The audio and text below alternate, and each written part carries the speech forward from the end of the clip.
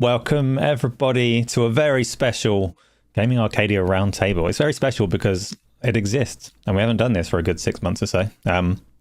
But maybe we'll do some more, eh? Maybe we'll do some more. This one is, of course, seeing off 2024 and the many games. But not just that, this is a gaming podcast, so we're going to do a thorough top 10 list of favourite fiscal results, quarterly fiscal results from all of your favourite publishers. We're going to rank them top. We're not. We're going to talk about games for the whole show, and it's going to be brilliant. I'm joined by Luke.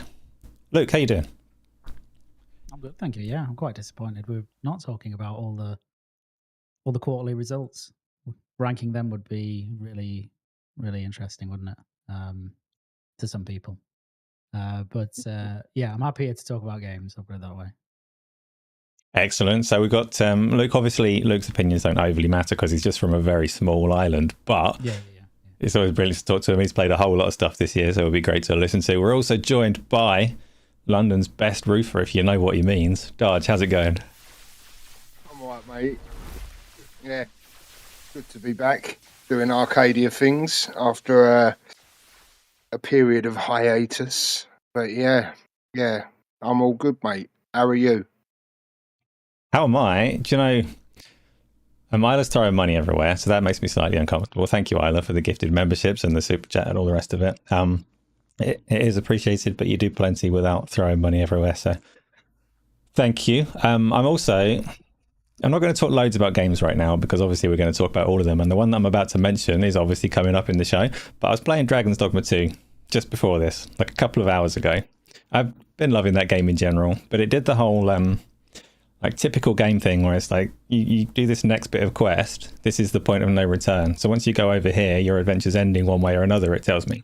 So being a person that's played many games in my lifetime, I did what you do. I went, right, I'm going to go and explore the rest of the map before I finish off this game.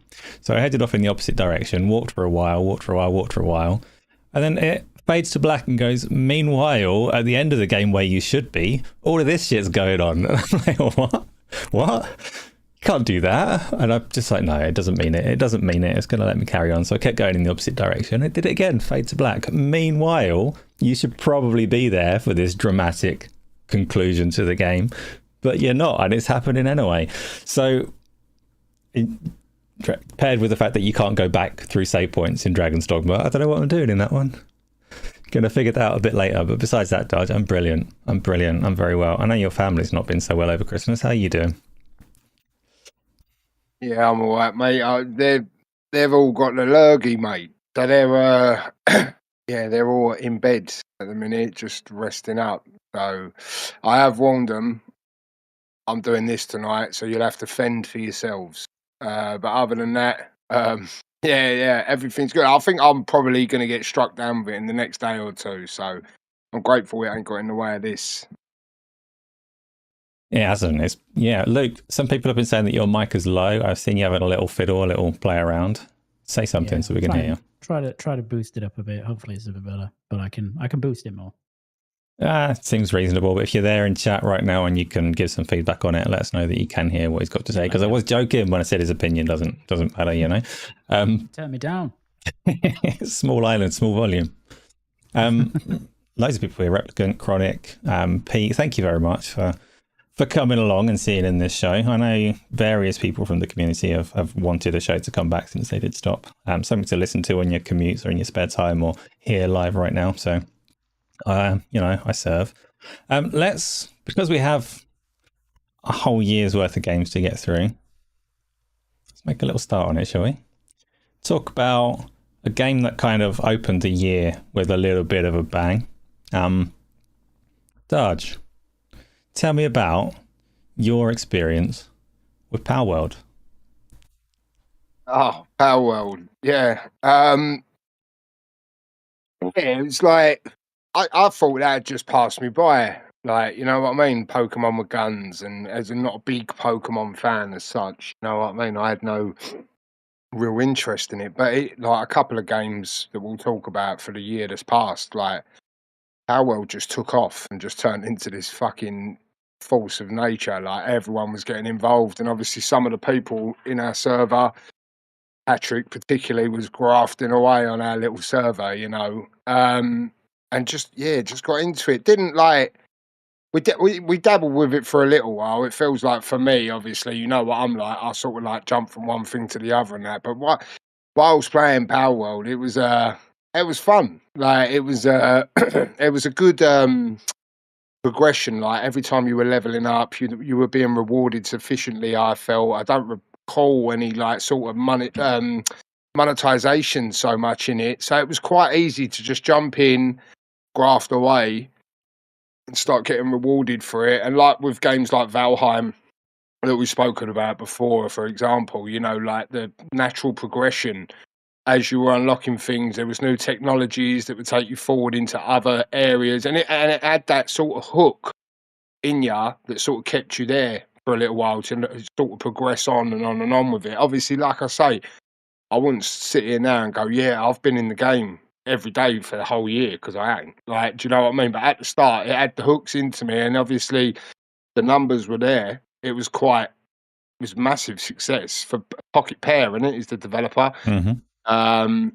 So like start out the gate of the year. Obviously, it had the Xbox Game Pass effect. You know what I mean? So yeah, a lot of people coming into it that way.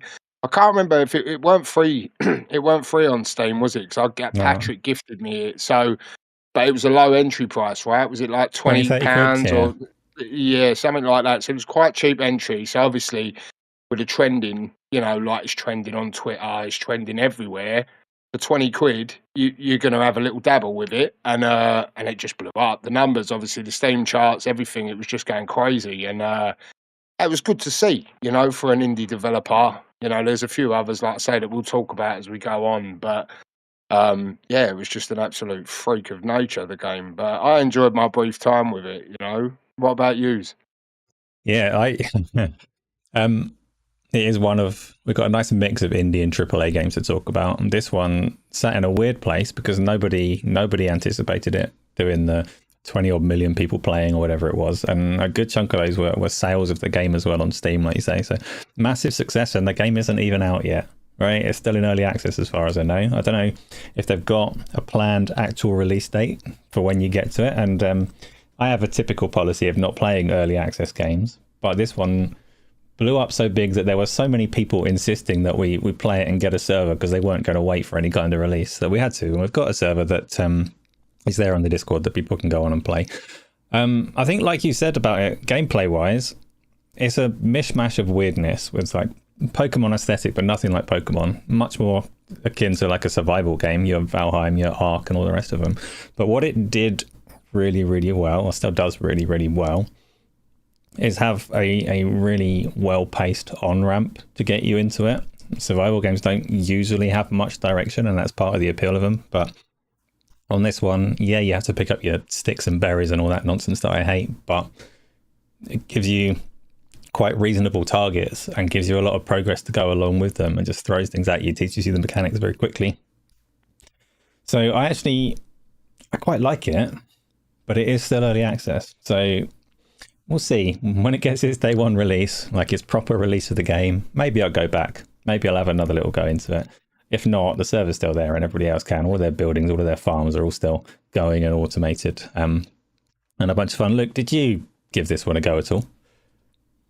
No, this is a big negative interest. I would rather play 12 minutes again than play this, I think. There's no need to be rude. Spiteful. So yeah, I know, savage. But I just no. I mean, I remember seeing the first reveal trailer for it, and immediately I just did the world's largest eye roll. Like such was my cynicism of it, and nothing since then has convinced me that it's a game that I would enjoy to play.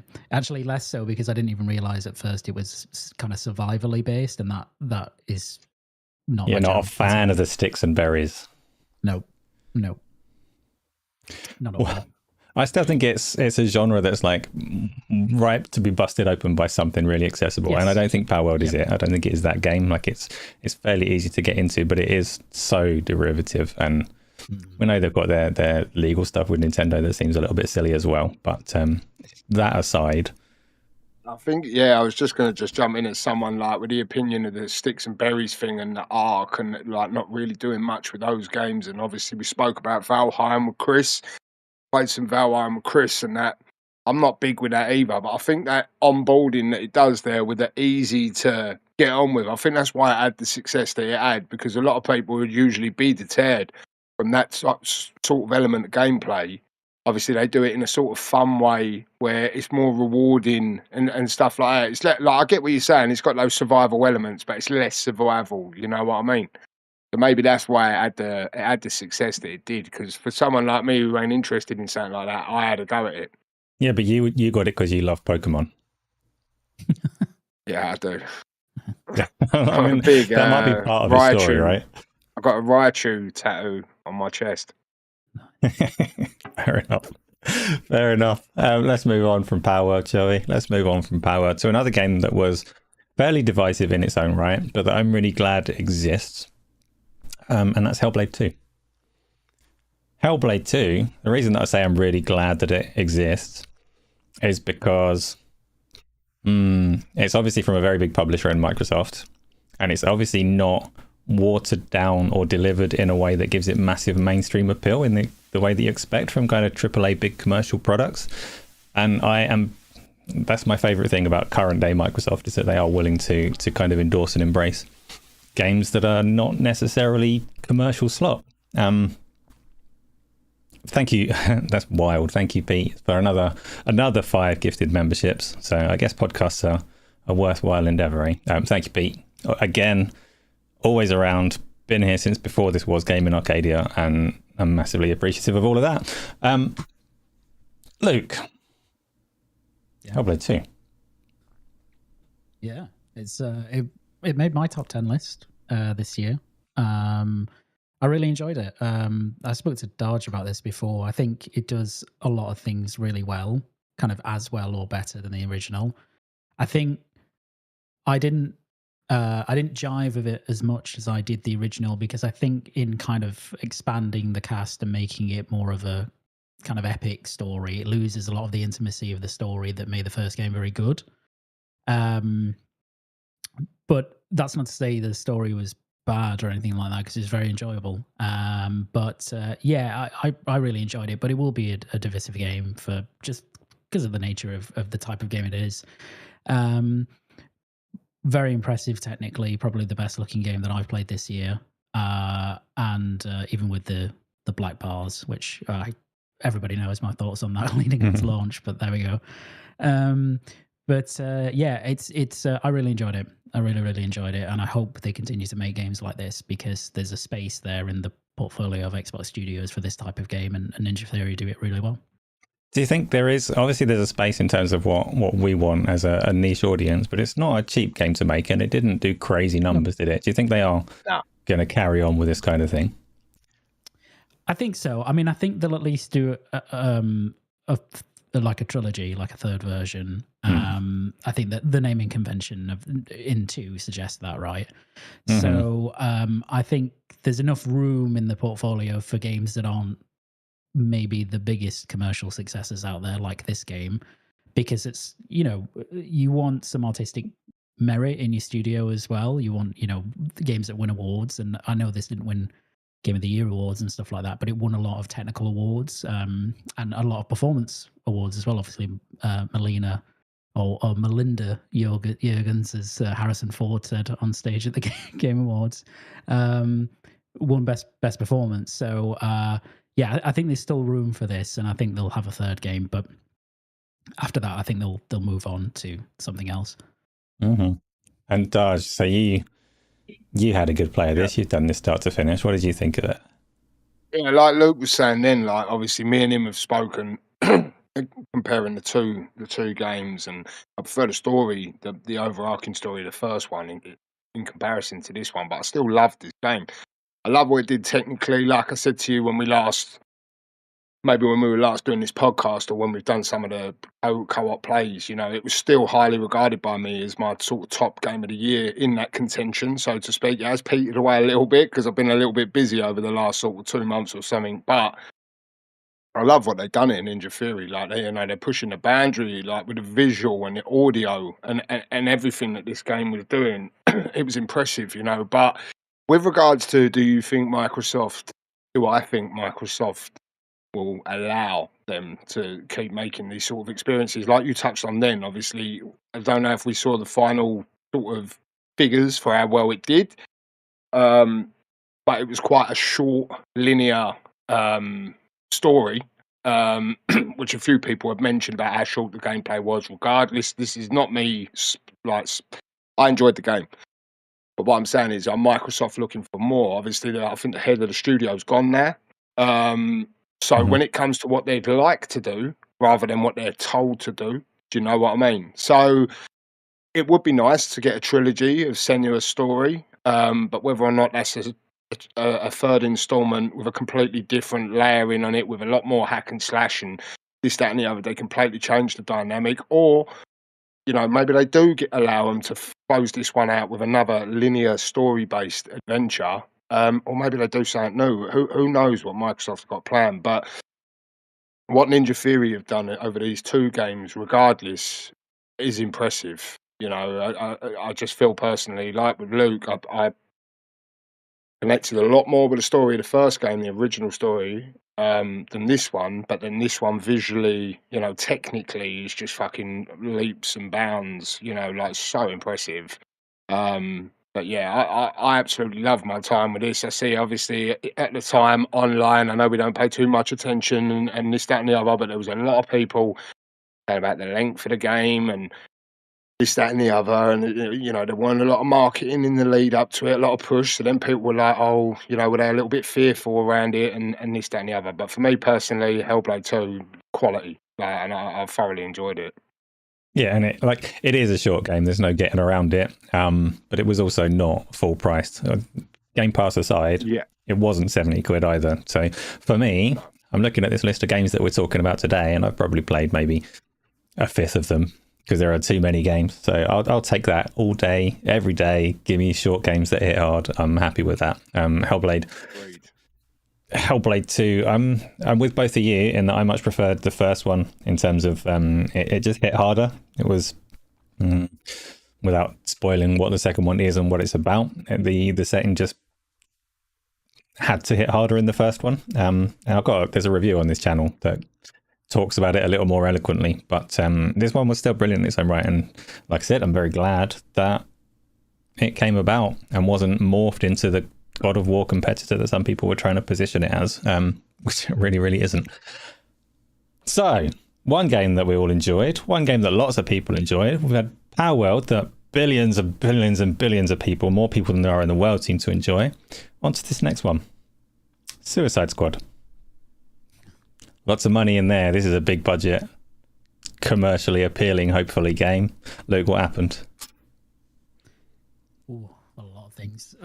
I think that's a topic all of itself, isn't it? But it's a really frustrating game, actually. So I finished it. Did you? I did I did a tiny bit of the end game, but not much. But I did finish it, the main story at least. And it's really frustrating because you can see like it's got a lot of Rocksteady quality in it. Like the it's very nice visually, very high production value, animations are very good, voice acting is good, the story is generally good up to a point.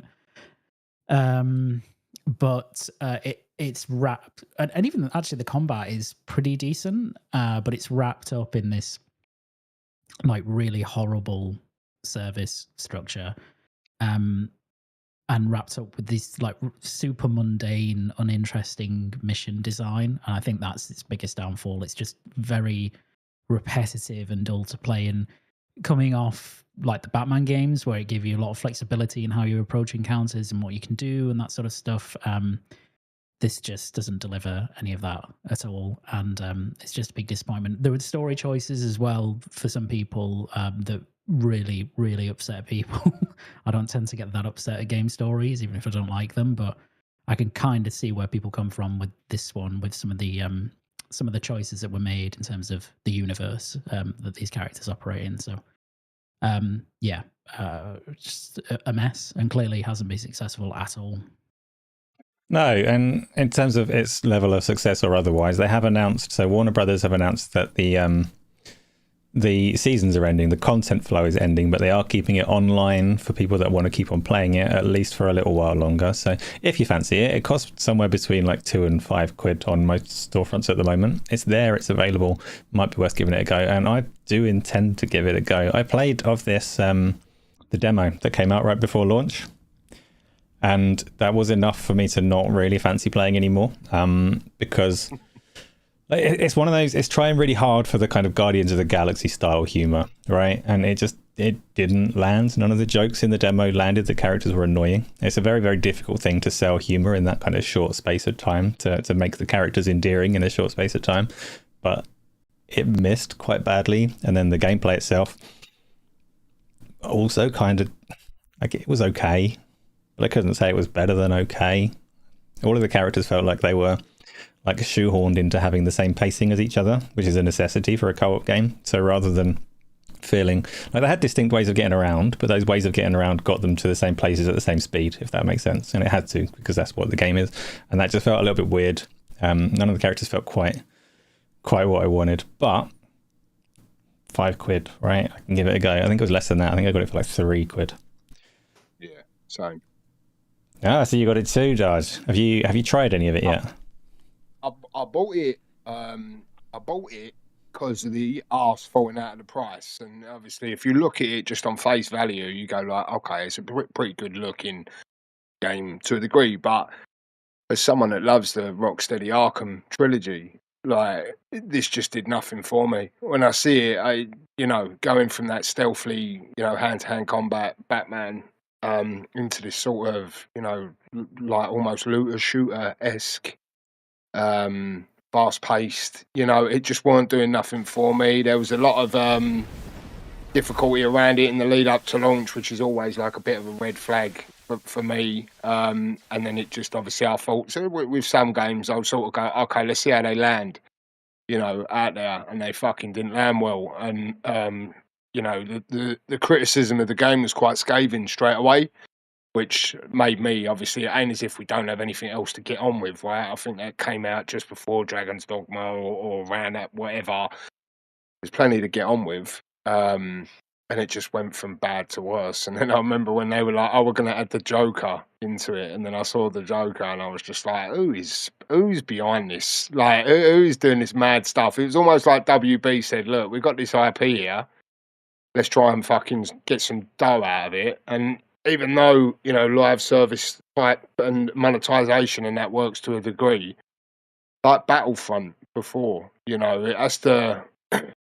Can't just take the absolute piss with it, you know, and that's kind of where it felt like it was a bit insulting. Like Luke said, you know, there was kickback regarding certain people's feelings with certain caped crusaders and blah blah blah, you know. But it's just so weird, like to go from there with the Arkham trilogy and then go, oh, and then there's that there, and you go, no, mate, this ain't it.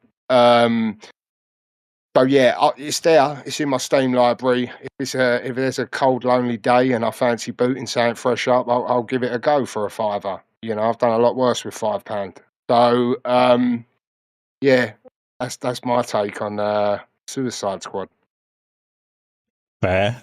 Tom's just been asking in chat if we're going to be talking about mouthwashing later, and he's said that if there's going to be any spoilers, let us know, and he'll dip out. We've got loads of games coming up to talk about. Definitely not every game of the year, because like thousands of games come out a year, but we've got a good selection. That one is included. None of the games that we talk about are going to be filled with spoilers. We're very carefully talking around anything like that, as we always do, so you can stick around safely.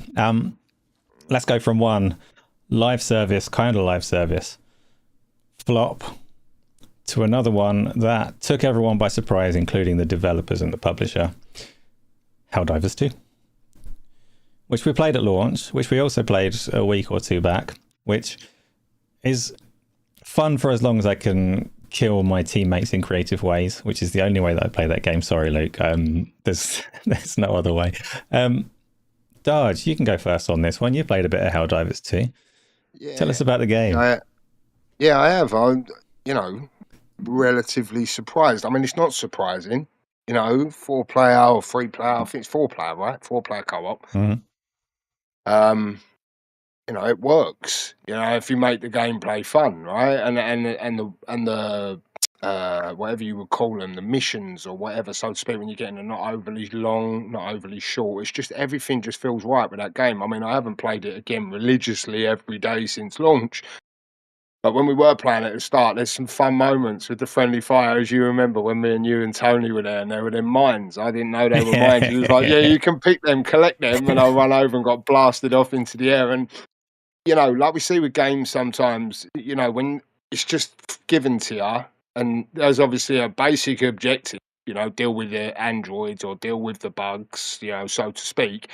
But then there's other memories that you can make in the game. And obviously, again, like Power World, it was another one that just shut off. Had it not been for Sony's, PSM requirements and all that shit at the time, because it was just like a steam train at one point. It was just running away. Like I say, every time you was going on Instagram or TikTok or Twitter, there'd be some sort of clip of a Helldivers incident and stuff like that, and it's just, it's a perfect recipe. I'm really happy for the team, and Sony as well, because Sony haven't done anything like this for a while. They've just kept it steady Eddie with like the story-based, over the shoulder game for a long time now. Obviously, we will talk about another effort that they made that didn't quite work out.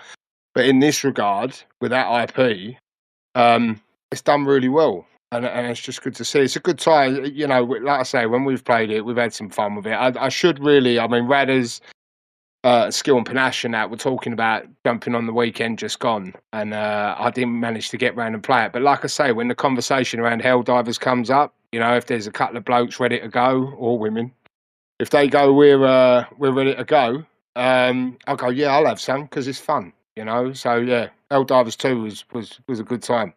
We did play some at the weekend with Radders, who just made the thunder strike with a super chat. Thank you, Radders, for doing that. Yeah, I forgot the thunder was there, but it happened. There was lightning all over the screen. So thank you for doing that. The mines that you talk about, I never ever drop in Helldivers 2 without my precious landmines. They're just the funniest shit. They tactically useless, at least in the way that I use them, but I love it when my team is down in a little ravine somewhere and I just see an opportunity to box them in with a field of landmines. It's irresistible. It's a fun game for me because I embrace chaos and that game lets me. It's funny though, you mentioned that you haven't played it that much since it came out, and kind of like Power World in this sense. They're two games that came out as live service games, but they were not engineered in any way whatsoever to absorb all of your time in the way that so many games are. They're not black hole games. They're games that you can play as much as you want, but they're not giving you daily quests saying, please come back, please be hid, please don't play anything else. And I appreciate that so much as a live service thing. Like, if those games are going to be part of my life, don't give me daily quests. Give me a chance to play something else. There's a lot of damn games. So they both do that one really, really well. And Helldivers 2 will be nice and easy to jump back into today, tomorrow, 3 months' time without playing constantly in between. Luke, did I get you with any of my landmines? Nearly, but you didn't. Yeah, it was very close. If anything, it introduces another tactical layer to the game, which I quite like, because then there's another thing you've got to try and be aware of. But I'll say that until I get blown up by one, I imagine. So, but yeah, I really enjoy it. I'm not really a big live service game player.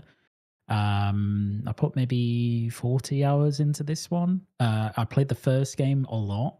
And this is just kind of a continuation of that, but third person, much bigger budget.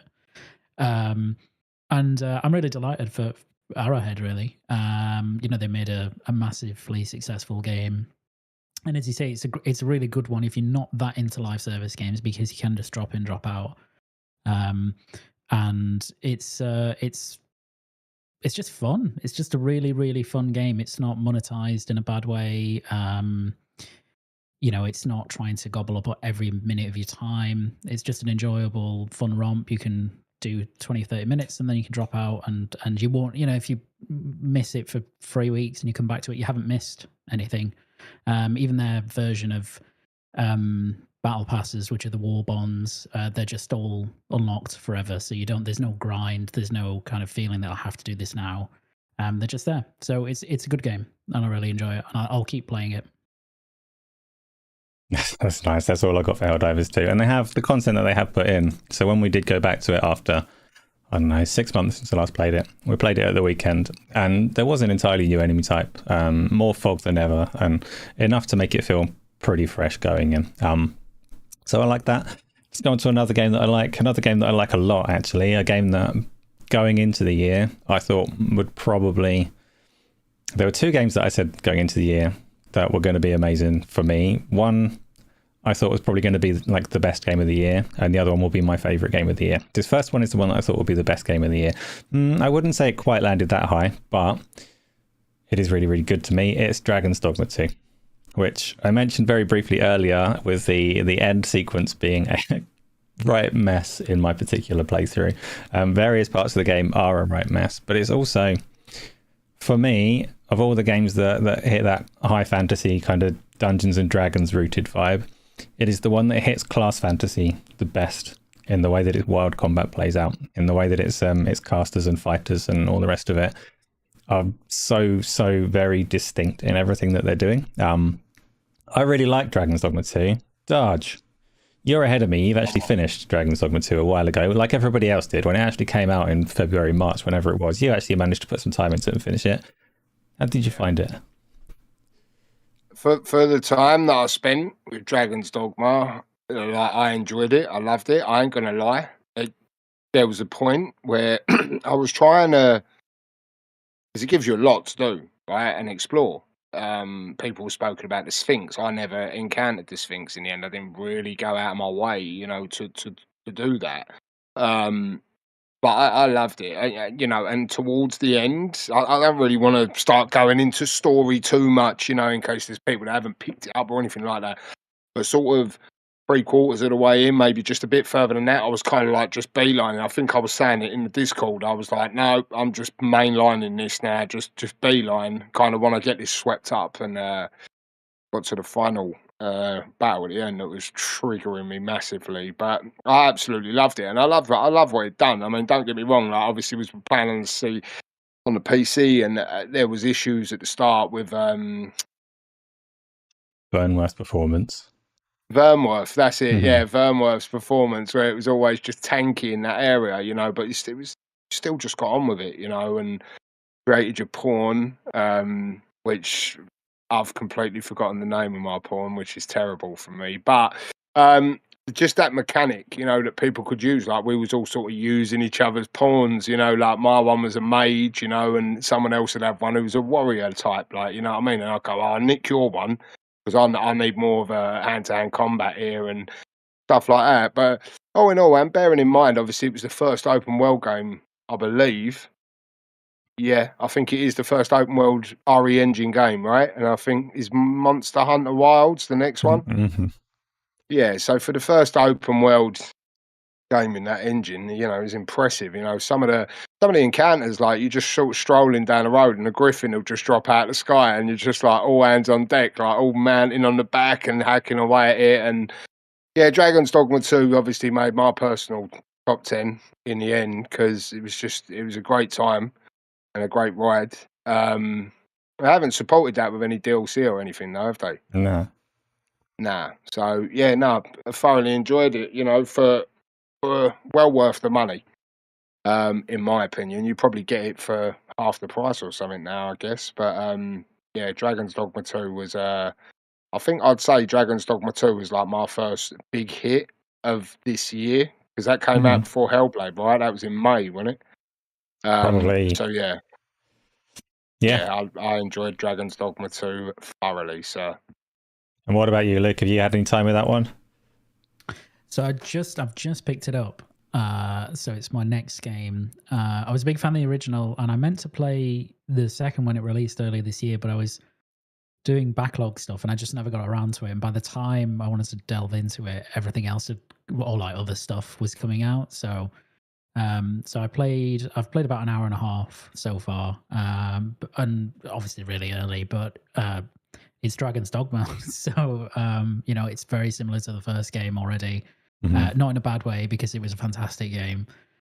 So it feels very familiar and fresh, if that makes any sense. So I'm enjoying it. It's a good looking game as well. And obviously I've come into it at the point where a lot of the performance issues have been ironed out. They've patched it a lot. So obviously I've not got to the main town yet where I know performance takes a hit, but yeah, enjoying it so far. I'm looking forward to playing more.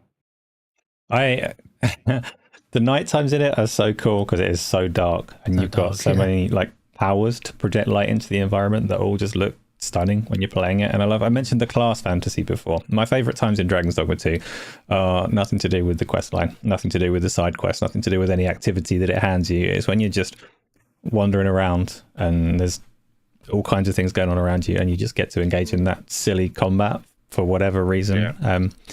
Like the sorcerer is so slow to cast a spell, but they are freaking full-on blizzards and tornadoes and like wildly big, impressive spells that contrast against the fighter with his shield, just like tugging away at an ogre's legs and stuff like that. And if you were like depicting a fantasy fight in a Hollywood movie or in a book itself, you've always got these characters like running up a weapon, leaping onto something, grabbing them, trying to like fight the big things without standing at his feet hitting hotkeys. And Dragon's Dogma lets you do that so well. And this is what I mean when I say it now is the class fantasy, better than other fantasy games. So it's not necessarily the most dynamic, but I've enjoyed it very, very much. But then it'll give me a quest that I'm like, no, I don't want to. That's so janky. And every time you talk to an NPC in that game, they have their voice lines. They deliver a voice line, and it pauses after each line with a little prompt to deliver the next one. But sometimes in speech, you have a natural pause, and it's so frustrating to me that someone will start to say something and they'll pause before giving you this really key bit of information. And I'll hear the pause and press the button, and I'll just skip it completely. And I'll just get the first hint of the first word as it goes on. I'm like, you did it again. Why? Who thought this was a good idea for delivering the dialogue?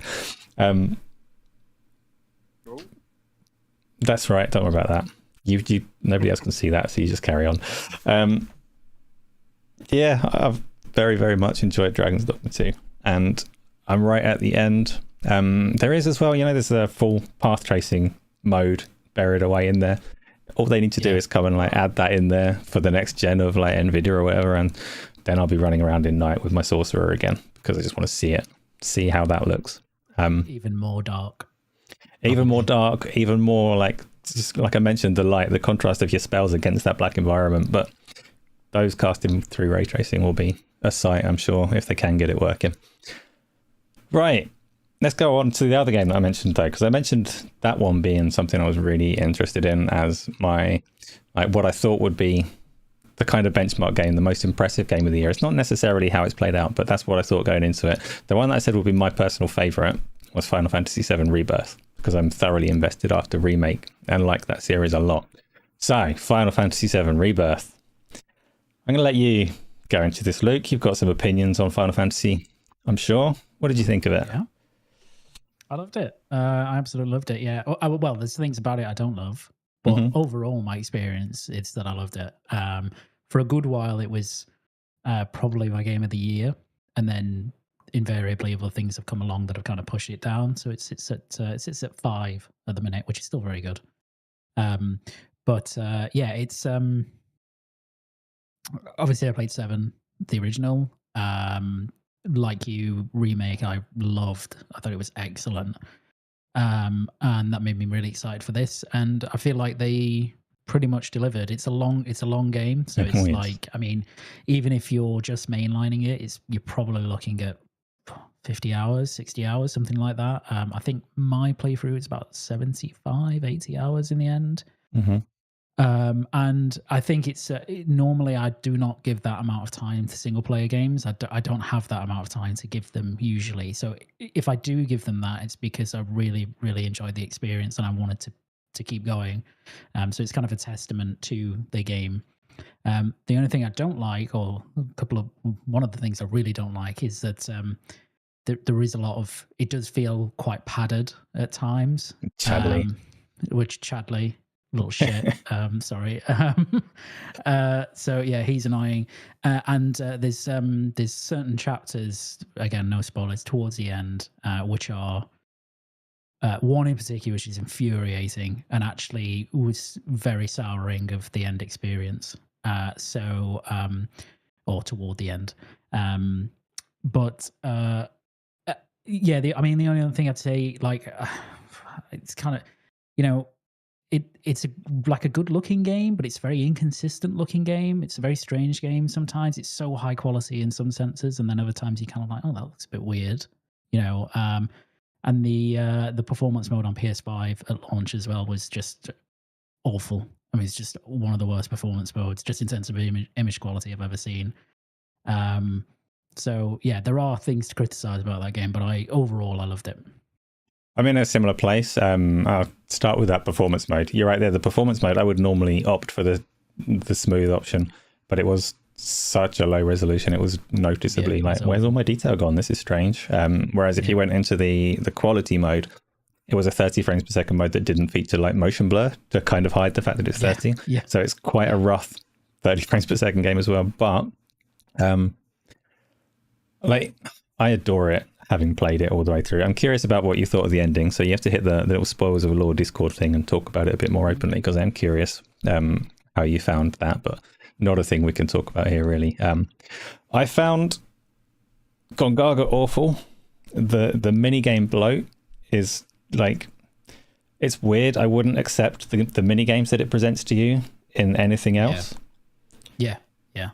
But I do accept them because it's a remake of Final Fantasy VII that was filled with minigame bloat.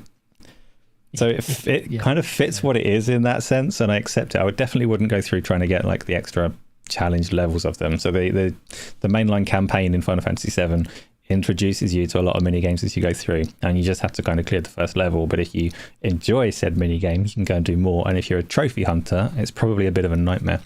The structure of the game is ruined by Chadley.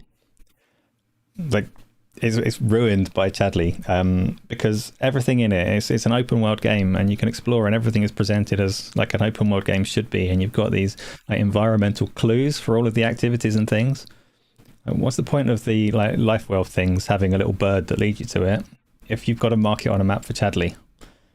And he's just like this layer that goes like, they've built this game world and they've gone, this is really good, but people love them Ubisoft games, don't they? Let's get this Chadley in here and cover the map with freaking icons, and that made it so painful, but not painful enough that I don't love the game. Yeah. And yeah, my playthrough was like 100 odd hours, and I didn't do all of the post game grind stuff. Yeah, there's a lot. Yeah. Yeah. Darge, you're not a Final Fantasy person, are you? Have you got any interest in this one? Have we sold you on it? I actually finished remake. I think I finished it at the start of this year, maybe when I was waiting for stuff. But I've finished it on Steam. Obviously, with Rebirth, I'll be waiting. I think they announced the PC version. Is it quite early next It's like year? March, I think. Is it? Yeah. So obviously, I will just wait until there's only one game at the minute that will make me go and buy a console right now. But yeah, I'm waiting to see it. Obviously, I've heard all the celebration and everything for it when it came, so I'm quite looking forward to it. But obviously, now hearing Luke say about how long it is and some of the padding out, it's a bit like I can see it though. You know what I mean? It ain't like as if it's the only game that's ever been long with a load of padding in it. You know, like it's fairly common, right? So it's not going to deter me. Obviously, like I said to you before, I've played 7 originally back in the day. And I want to see it in this remade trilogy. So, yeah, I'll just wait for it to come to Steam and then get on with it when I get time, I guess. FTW and Replicant have filled in the missing info. It comes out on the 23rd of January on PC, which is really soon. Yeah, I thought it was quite soon. Yeah. I am planning another playthrough of it at some point. Not that soon though, because I don't have another 100 hours. Maybe towards the third one coming out. I'm really, really curious about the third one because I played this year the original Final Fantasy VII, all right, to refresh my memory. I played it the first time when I was 15 or something. And my memory of it was really, really clear for the parts of the game that we've covered kind of up to now. And then kind of gets washy for the bit that is coming up. And I played it again and I totally understand why my memory of it is washy. Because there is one major event, one major kind of reveal that's due soon. And it was fantastic when you get to it, but I felt that the original one kind of dropped the ball after that point. So I'm really, really interested to see what they do with the third one, whether they make it a bit more impactful from the, I'm not going to, difficult, even though that game is so old, I'm not going to spoil what it is that happens and what I'm looking forward to. So moving swiftly on before I do spill what I shouldn't, Stellar Blade. I haven't played that. It's one of the few console exclusives that's trying to tempt me over to a PS5 Pro, but it's not quite doing enough. But Luke, you've spent some time with it. How's Stellar Blade as a game? It's very good. I finished it not too long after it came out. I really liked it because it's a bit of a throwback to the old character action games of like the PS2 era. Just with like very high fidelity visuals. The story is kind of nonsense, but then nobody really plays character action games for the story anyway, so it didn't really bother me too much. But it's got a really nice structure that's kind of like a little bit soulsy, but not very soulsy, and combat is really good. Like, I mean, obviously the combat has to be good in these games for them to be any good at all, but they really nailed that. It's very, very enjoyable to play. You get really good upgrades. It's got a cool little kind of skill tree. And the big standout for me were the boss battles, which are excellent. Like all throughout the game, they're very, very good. It also just runs really well. It's got a great soundtrack, very Nier-esque. It's just a good game. Like it's just a very good, like for me, like a really good 8 out of 10. Really enjoyed my time with it. It's about 18, 20 hours, probably longer than that if you want to do everything.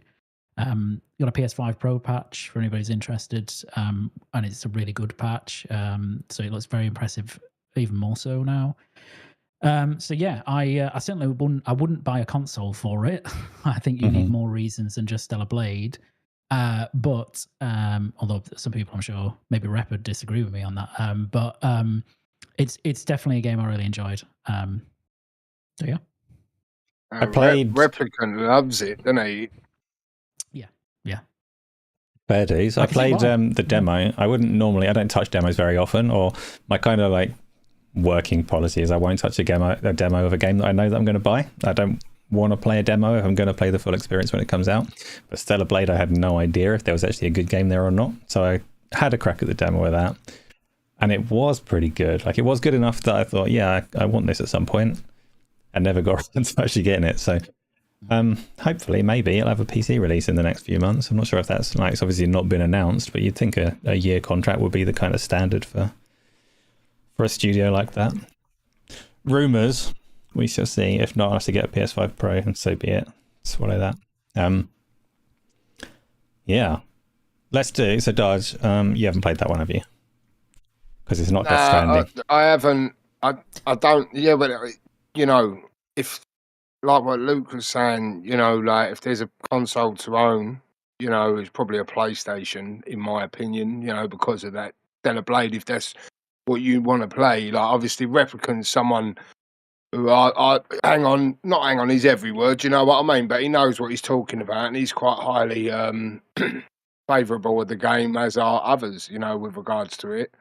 So like you say, if that does never come, obviously as others will talk about as we go on, but if they don't ever come to PC, then obviously you have to go and buy the console to get to play those experiences, you know. But it's not one of those that's really itching away at me yet that I really want to play it, you know. But yeah, it was good to see it do well anyway. Well, we're going to go on to another game. I've actually got no idea about this one. Luke loves this game. And when we were doing the round table many months ago, we were talking about it and he was telling us how much he loves it. And I said, you probably sold me on this. Would I enjoy it? And he said, no, you probably wouldn't enjoy it. You're a bit of an idiot and it's quite sophisticated. So spoken on this podcast. It was, I'm paraphrasing, but it was pretty close to that. So I haven't picked it up yet. Luke, sell me on it again. What is 1000 X Resist? Is that what it's called? Is that how you'd read that name? Yeah.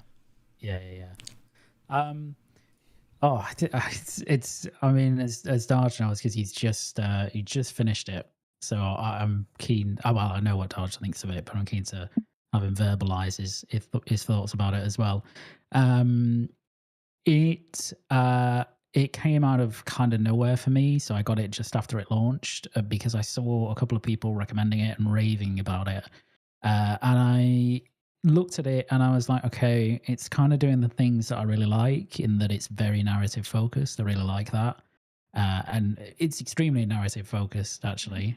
So gameplay is kind of secondary on this. So there is gameplay, obviously. It's not like a visual novel, but it's very basic exploration, chatting, some very light puzzling, and that's pretty much it. So if that doesn't sound like your bag, you probably won't like it, except I think it probably has one of the best gaming stories maybe ever written. So if that gets you going, then you might enjoy it. It's this like super complex, layered sci-fi story, and I don't really want to speak about it in terms of like the context or the synopsis of the game, because I feel like kind of you should just go in as blind as possible on recommendation. Trailer. But it's yeah, so there's a trailer which probably, you know, I mean, out of context, it won't make much sense either. But it's a really sprawling yet very personal story, which is odd, in a sci-fi universe, and it's about 8 to 10 hours.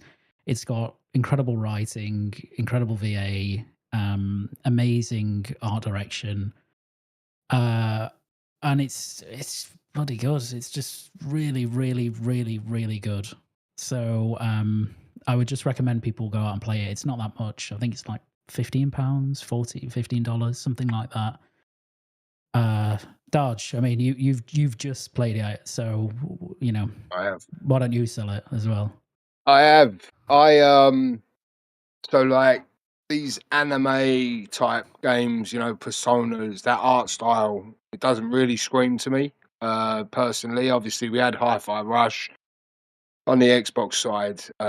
Obviously Game Pass, I played it, I enjoyed it. But in regards to this 1000 X Resist, obviously I've heard this name be batted around throughout the year, you know, from varying sort of podcasts or people that I sort of listen to. And I think at one time that No Clip were calling it like one of their games of the year. And then I was like, oh, and then obviously me and Luke got talking, and another game that we're going to talk about. I just sort of finished that and was like, what story? Like, because I, you know, these big AAAs, you know, are beautiful to look at, but sometimes the stories are not quite. They don't really hit you, you know. And so Luke's been advising some of these games with these stories, and I said by the time 2025 comes, I'll be like an emotional wreck with some of these stories, you know. So in regards to 1000 X Resist, I finished it last night. Kind of steamrolled that game, and I loved it. Like it's like I say, we don't want to go into spoilers, but it's one of those games that every time you think you know what's happening, you kind of don't, and then it sort of culminates in the end. Like obviously, Luke, if you remember, I messaged you and I was sort of like loosely staying with the story, anticipating where it was going to go. And then at the end, I was just like, bruv, like it all comes together, and the payoff and the overarching theme of the game in itself. Yeah, it's an experience. Like I say, with regards to the cost, I gifted Radders, because Radders was sort of sitting on the fence of whether to take the jump. So I just gifted it. It's like £12.50, a like packet of cigarettes for me. You know what I mean? So I was like, you have that, you know. Have a go. Look, if it's not for you, it's not for you, you know. But I didn't think it'd be for me, and I'm really glad that I got to play through it. Like I say, in regards to the gameplay, so to speak, is a lot of sort of more linear movement than actual action based. There's some puzzle elements in there, certain points that you have to do, kind of puzzly parts, but it's more just a story that you're progressing through as the game goes. And if you get the buzz like I did, and probably Luke did as well, which is every time you get to a new stage with like the sort of time leaping sort of element that you'll see in the communions, it keeps you keep going because you want to know more of what's happening. And every time you think you know, something will happen, and you'll go, well, what? And that's what keeps going. It's just brilliant storytelling at the end of the day. Like over the last couple of months, there's a few games we talk about that are quite story heavy. And 1000 X Resist, if it floats your boat, I think you'll agree is a great story. So it's definitely worth a go, Asa, 100%. 100% I'm going to, but right now I'm a little bit exhausted about like all of these games that we're talking about. So we're going to have a talk about EA's second quarter fiscal results. Yes. Showtime. Yes. Let's do Still Wakes the Deep. Luke, oil rigs. Oil rigs. Yeah. Generally not a fan of oil rigs. And I was really disappointed that I wasn't that big of a fan of this game. I finished it and I was really looking forward to it, but I just didn't enjoy it very much. There are a couple of reasons for that, which I think, like I don't, and again, I don't want to get into spoilers or anything like that, but like the story, like it does some things really well. So the voice acting is really good. It's probably amongst the best voice acting this year that I've listened to. The concept of the game is really cool. And I think some of the story payoffs are interesting. But I just didn't jive. Like I just didn't. It didn't attach to me like I thought it would, because it's by who are the devs? Is it the Chinese Room? Chinese Room, yeah. Yeah. It's Chinese Room, yeah. So, and they did Everybody's Gone to the Rapture, which I really liked, and Dear Esther as well, which I also really liked. So I don't know what it is about this. I think some of the gameplay mechanics, wasn't a huge fan of. It's kind of very slow in parts and a bit padded, and I didn't really enjoy that. And some of this is tainted by the fact that and this isn't the reason I didn't like it, but I had to play this. I had to play it on Series X because the PC Game Pass version didn't launch with DLSS on UE4 or UE5, and their kind of inbuilt TAAs I really hate it. So it's just visually noisy, and I don't really like it. And I like on console, I think it ran fine, but I was just kind of like, oh yeah, but I could be having a better experience if they just patched if Microsoft went weird and you could get easy versions of DLSS enabled games on Game Pass day one. So that kind of sullied my experience, and then all these other things just added up to mean that I just didn't connect with it as much as I thought I would, which is a real shame because it's got a lot of quality in it. But it just wasn't something that I really enjoyed. Well, I haven't played it. Darge, you did. Did you love this one? No, I didn't play it. I haven't actually played this one either. It is on my to-do.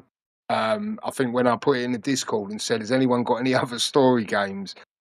This came up, Fort Solace, loads of others, and I haven't got around to this. Obviously, like I say, Luke has given his opinion with regard, and that's the thing, everyone can have different opinions. I've heard some other people in the Discord you sort of say good things about it as well. So, yeah, I haven't got round to playing it, but I will like to get round to playing it.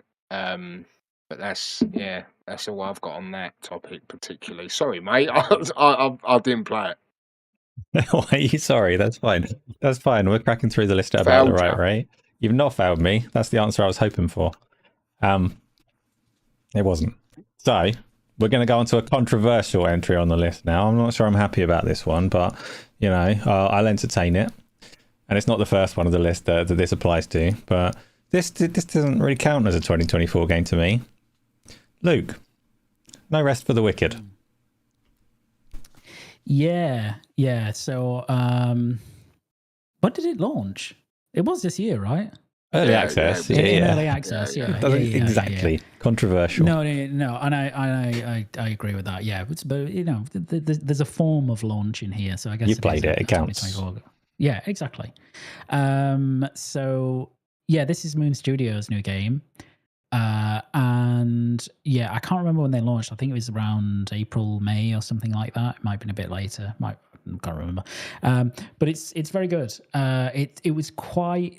It's definitely there are many games that launch in early access these days where the term early access is stretched quite a lot, and it just feels like it's pretty much the game is done. With this game, it definitely did not feel like that because it's so content light. But the content that is there is really high quality, really, really high quality. It has a tremendously attractive art style to me. And it's kind of like a Diablo light game with a heavier emphasis on story, I would say. And it's just very, very good. It's very enjoyable. They have been updating it since it launched in early access, but again, it does feel like it's a proper early access game because even though they've added stuff, it's kind of very slow, their roadmap, and it's very gradual. So I don't mean that as a criticism or anything like that, but I think it hasn't too fundamentally changed from when I kind of finished the main bit that was there at launch per se to now. But it's very good. I'm looking forward to the final product, but I actually think that's going to be quite far away. So I think it's probably later in 2025. So we'll see. Yeah, I haven't heard too much. Obviously, it was spoken about quite a bit when it came out. I haven't heard too much about the updates dropping. They're not dropping them with much publicity or anything like that. I'm sure there is progress being made and builds being released and all the rest of it. But it does look awesome. It looks so good to me. I won't touch it while it's in early access. So I'm going to have a little while to wait before I go anywhere near that one. Darge, do you have thoughts on No Rest for the Wicked? I got it. It came out in April. I just double checked, and I got it. Jumped on straight away. And yeah, it is really pretty looking game. From Moon again. But it is like Diablo. I found like some sort of like dark soul elements in it as well. Like you got a combat system there that you got to learn. And to be fair, I've only put a few hours into it. Obviously, where it's an early access title, I haven't put a lot of time in. But like I say, there are others out there that was absolutely loving it. But yeah, like I say, with me, I sort of come and go with certain things. I will get back to it at a certain point. But what I did play of it briefly in that beach landing area, and then you go into like a boss battle of sorts. I like what they're going for there. You know what I mean? But I've not really had long enough to give a fair opinion or criticism of it, other than I think it looks good and it plays well. and that's about all I've got on it. Well, while we're going through this controversial period in our lives and just causing trouble, let's get straight on to Hades 2. Because I'm not happy about this one. Because I adore Hades so much. I'm the best Hades player in the world for what it's worth, and nobody can touch me on Hades. And then Hades 2 comes about, and I know I need to show people how these games are played. But I can't. It's early access. It's not out yet. Luke. Yeah. It's early access. It's not out yet. But is it better than the first one? Am I going to fall in love with it? I would be very surprised if you didn't fall in love with it. I'll put it that way. It is it's so good. Like, it's so very, very good. And it's not like fundamentally radically different to Hades 1. The structure of the game is very similar, as you can imagine. It's still a roguelike, it hasn't changed. But it's like it's so polished already, and there's so much content in the game already. So I've put, I think, about 32 hours into it. I've still not beaten the final boss yet, because that boss is really difficult. So we'll see if the Legend of Hades can beat that boss. They've just done a big update to the game quite recently. My wife loves Hades, and she's actually put about 80 hours into the second one. And she's still finding new stuff. So that, it's definitely still an early access game, but the level of polish and the content that's there already is tremendous, really. And it just, it's a bit different. Like, there are new mechanics in this that kind of build on some of the stuff in Hades 1. Melanie as a character is very different from Zag in the first game. It doesn't rely... Combat is familiar, but it's different because Melanie doesn't rely as much on things like dash, for example, and she's a bit more witchcrafty, sorceress-esque. So they have mixed it up, and some of the weapons are very interesting. Some of the new weapons, well, they're all new weapons, but some of them in particular are really different mechanically. And the one thing I will say is I thought one of the main criticisms, and I love the first game, but one of the main ones I had of the first game is I didn't think the boss battles were that good. Like, they weren't that special. The boss battles in this are amazing. They're all really good. They're much better than the first game, particularly the first and second bosses, and the third, actually. So it's great. You should get it. You should break your rule. I'm definitely going to get it, but so the reason that I say that it's funny because the Hades thing, I got called out on it earlier this year when someone looked at my Xbox achievements and were like, "Hey, you've hardly got any achievements. You're not the best Hades player in the world." Look, I don't have achievements because I'm the best player in the world. That's how it went down for me. I got out, I escaped Hades on my 9th run, and I'd done 10 clears on my 19th run. So 9 runs in, I got out, did my 10 straight clears from there. Every weapon, them's the achievements I got. Which is actually pretty damn good. It's rare for me to pretend that I'm really good at a game, but I was good at Hades. So Hades 2, if I went and played it now, I'd clear all the content there, I'd hoover it all up, and then the game would actually come out and it would feel weird. I'm going to wait until release. The confidence in your abilities is sickening. That's a live stream. That's a live stream waiting to happen, that one. I've talked out too much. I have to stream that one. I have to do that one in secret.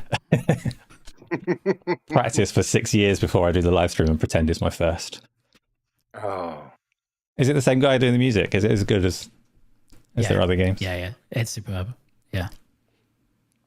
Well, there we go. Runs amazingly well on Steam Deck, just FYI. Incredible. Yeah. Hades 1 plays really well on it anyway. Like, I have no doubt it'd be a great Steam Deck game. I'm just terrible at it. So I own it. And I think I said to you, Asa, before, I still ain't escaped it yet. And you was like, ain't ya? Like, as if I was like a fucking inferior person, and I was like, I can't load it up anymore now. For the shame. But yeah, I haven't Hades 2. I haven't even. Why would I bother with Hades 2? I mean, I will own it, but like, I won't clear it. Yeah, you bloody well are going to clear it, and you are going to clear the first one as well before next week. We'll see. Yeah, you can do it. I believe in you. I believe in you. I can do it, and I'm inept. So, that's Hades 2. Let's move on to another game that you probably haven't played. Not many people got an opportunity to play this one because it didn't last for very long. Talking about Concord. Concord survived 3 or so beta events and about a week of launch, I think, before it got taken off the market, taken into a little closet somewhere, looked at, and then put down forever. It's never coming back. So, did you get to play it, Luke?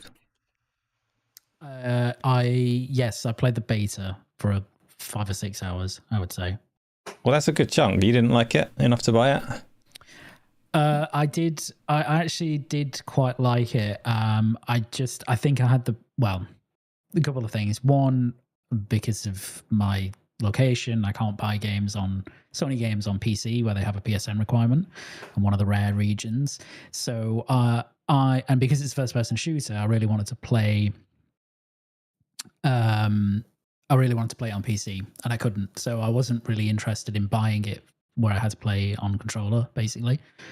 So that's one reason. But the other reason is just, and I think it's a problem with the game. It's a kind of competently well-made, fairly enjoyable game, but there's just nothing special at all about it. There's nothing that's particularly engrossing about it, and I think that was probably one of the primary problems with it, and one of the reasons it failed. So I don't know if you felt the same, but it was just like it's fine, but not enough for me to want to play it or want to buy it.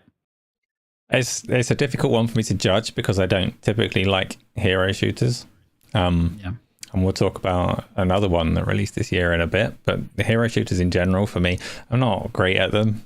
And my feeling when I'm playing in a team event is either everything just falls before you because their team's not well organized, or everything sponges bullets infinitely because their healers are well organized. And I've never really got a good grip of the strategy involved in like unpicking a good team. I think if you have that, if you see the game in that way, they're probably fun. But for me, I'm terrible at them. And the main reason that I liked Concord was that it's not a free-to-play game. I'm not a massive fan of the free-to-play model. It sounds a little bit silly, because it is the thing that was probably the game's like ultimate downfall. Really, is that all of its competition is free-to-play. This one, I was like, oh, it's a paid-for game. I'm not going to be asked to buy stuff every 5 minutes. I kind of like that. I might give it a go. And then I didn't give it a go. I actually did buy it, and it shut down before I got as far as launching it. So I got a refund, and that was the story of Concord for me. I don't know why I bought it. It's not my kind of game whatsoever. Hero shooters are not my kind of game. And I picked it up anyway because I'm an idiot. And every now and again, I just think that buying things will fix problems that it doesn't. So I go and buy something I don't even want. In this case, it was Concord. Got my refund, spent it on, I can't even remember what. Darge, did you ever get tempted to give this one a go? No. I think we spoke about it before, and yeah, I mean, like you say, the hero shooter market is usually free to play. They came in with a price tag for the start, so you're really hampering yourself straight away there. So you have to hit the ground running, and it just didn't. And I think they saw very quickly that that nothing was really going to come of it. I mean, to pull the plug that quick, I think they knew the writing was on the wall pretty quick. I mean, was there not rumours that they said about going back to the drawing board sort of thing, that it wasn't completely dead, but they killed it since then, yeah. Oh, they have now, yeah? Mm-hmm. Okay, well, there you go. That's an expensive mistake. But like we said, obviously, when we spoke about Helldivers earlier, you roll the dice, and as long as you get, if you get it all set up correct, and stuff like that, then Helldivers can be your success, you know what I mean? But if your competition in that hero shooter space is a free entry point, you need to bring something else to the table. And it appears that with Concord, they weren't doing that. And obviously the other one that we'll go on to later to speak about, Concord was just trying to do something completely different, and it just fell on his face, and that's why they've binned it off. But no, unfortunately, I never got to play it. Why is your camera so blurry, Darge? I think it's out of focus, or it's doing something. But there you fixed go. It. It's back. Very nice. Yeah. Very nice. Well, that's all we can really say about Concord. Like, it's going to go down in history as a very expensive mistake, right? It's going to be remembered just for that. And it got caught up in silly Twitter culture wars for a while. But And Besides that, Radication saying there in the chat that the secret level episode of Concord's got a longer shelf life than the game itself.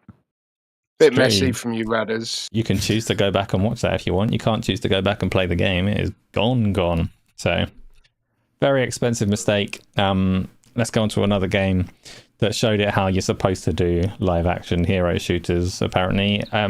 Have either of you had a crack at Marvel Rivals yet?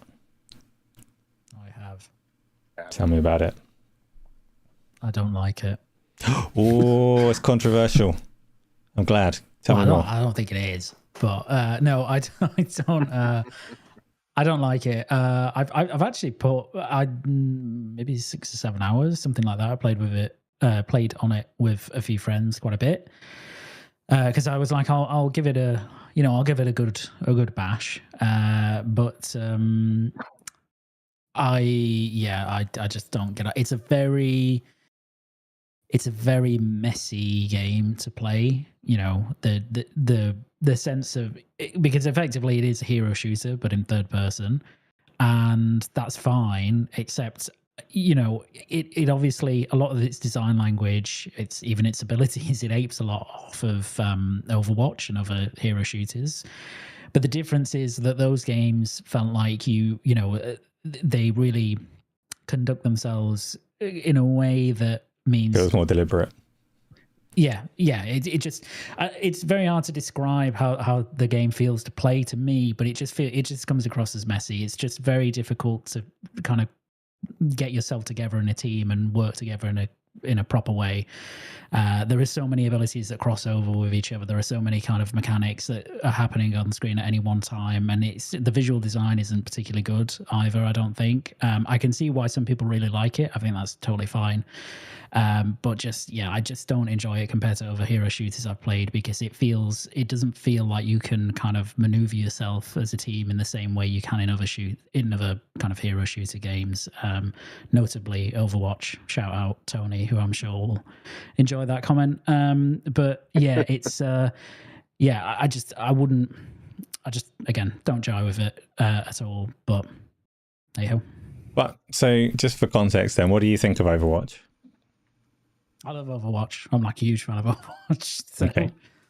So I'm coming at Marvel Rivals from quite a different angle, because I've never got that into Overwatch either. I kind of, like I was saying about hero shooters earlier, I respect a lot about what Overwatch does, particularly before it went free and what they did with the sequel and all that kind of stuff. But but I was never able to really get a good handle of the team mechanics in it. So I'm coming at Marvel Rivals from a completely different angle, because I'm well aware that I don't much like hero shooters, and the more casual nature of it may just suit me perfectly.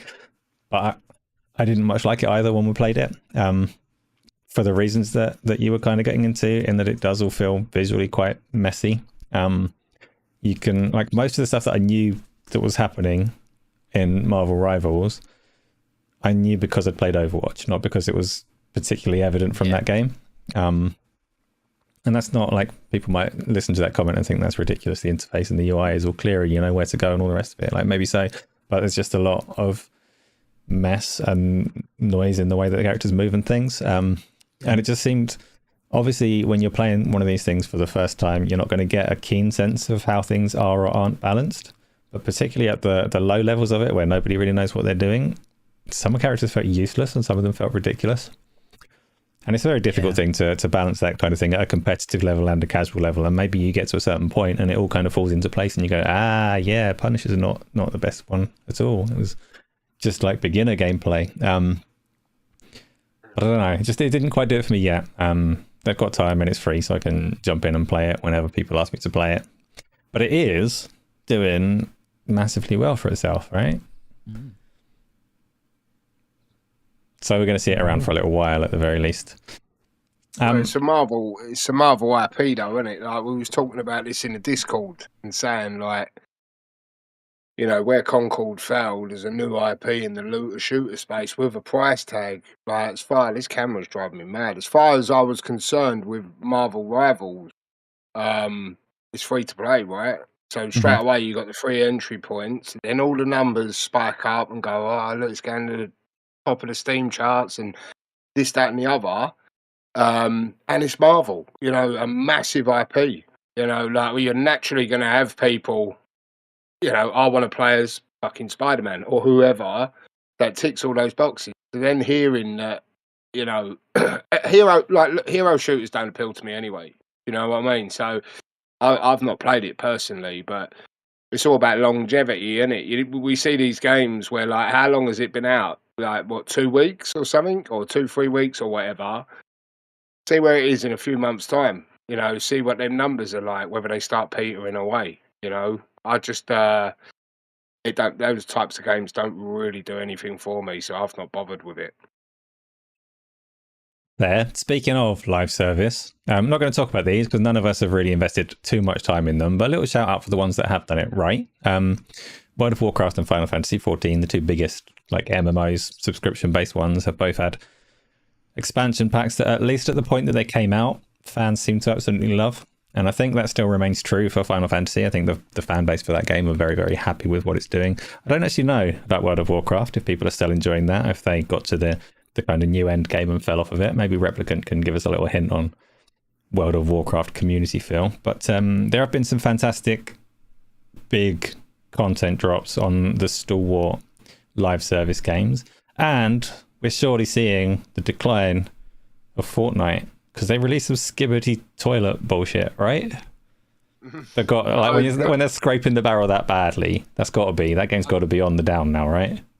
I see the samurai Darth Vader. I think was one of them that I see as well. Is like, okay, they're just gonna throw anything at this now. You know, one of the other success stories just to bring up as well is Destiny 2, that final shape. Apparently, like a lot of people were really happy because if we remember rightly, Bungie were fucking banging trouble going into that final shape. You know, like it had to do well, and apparently that got received really well in the end. So that's just another one there in the live service space. But yeah, no, it's you know, live service stuff is.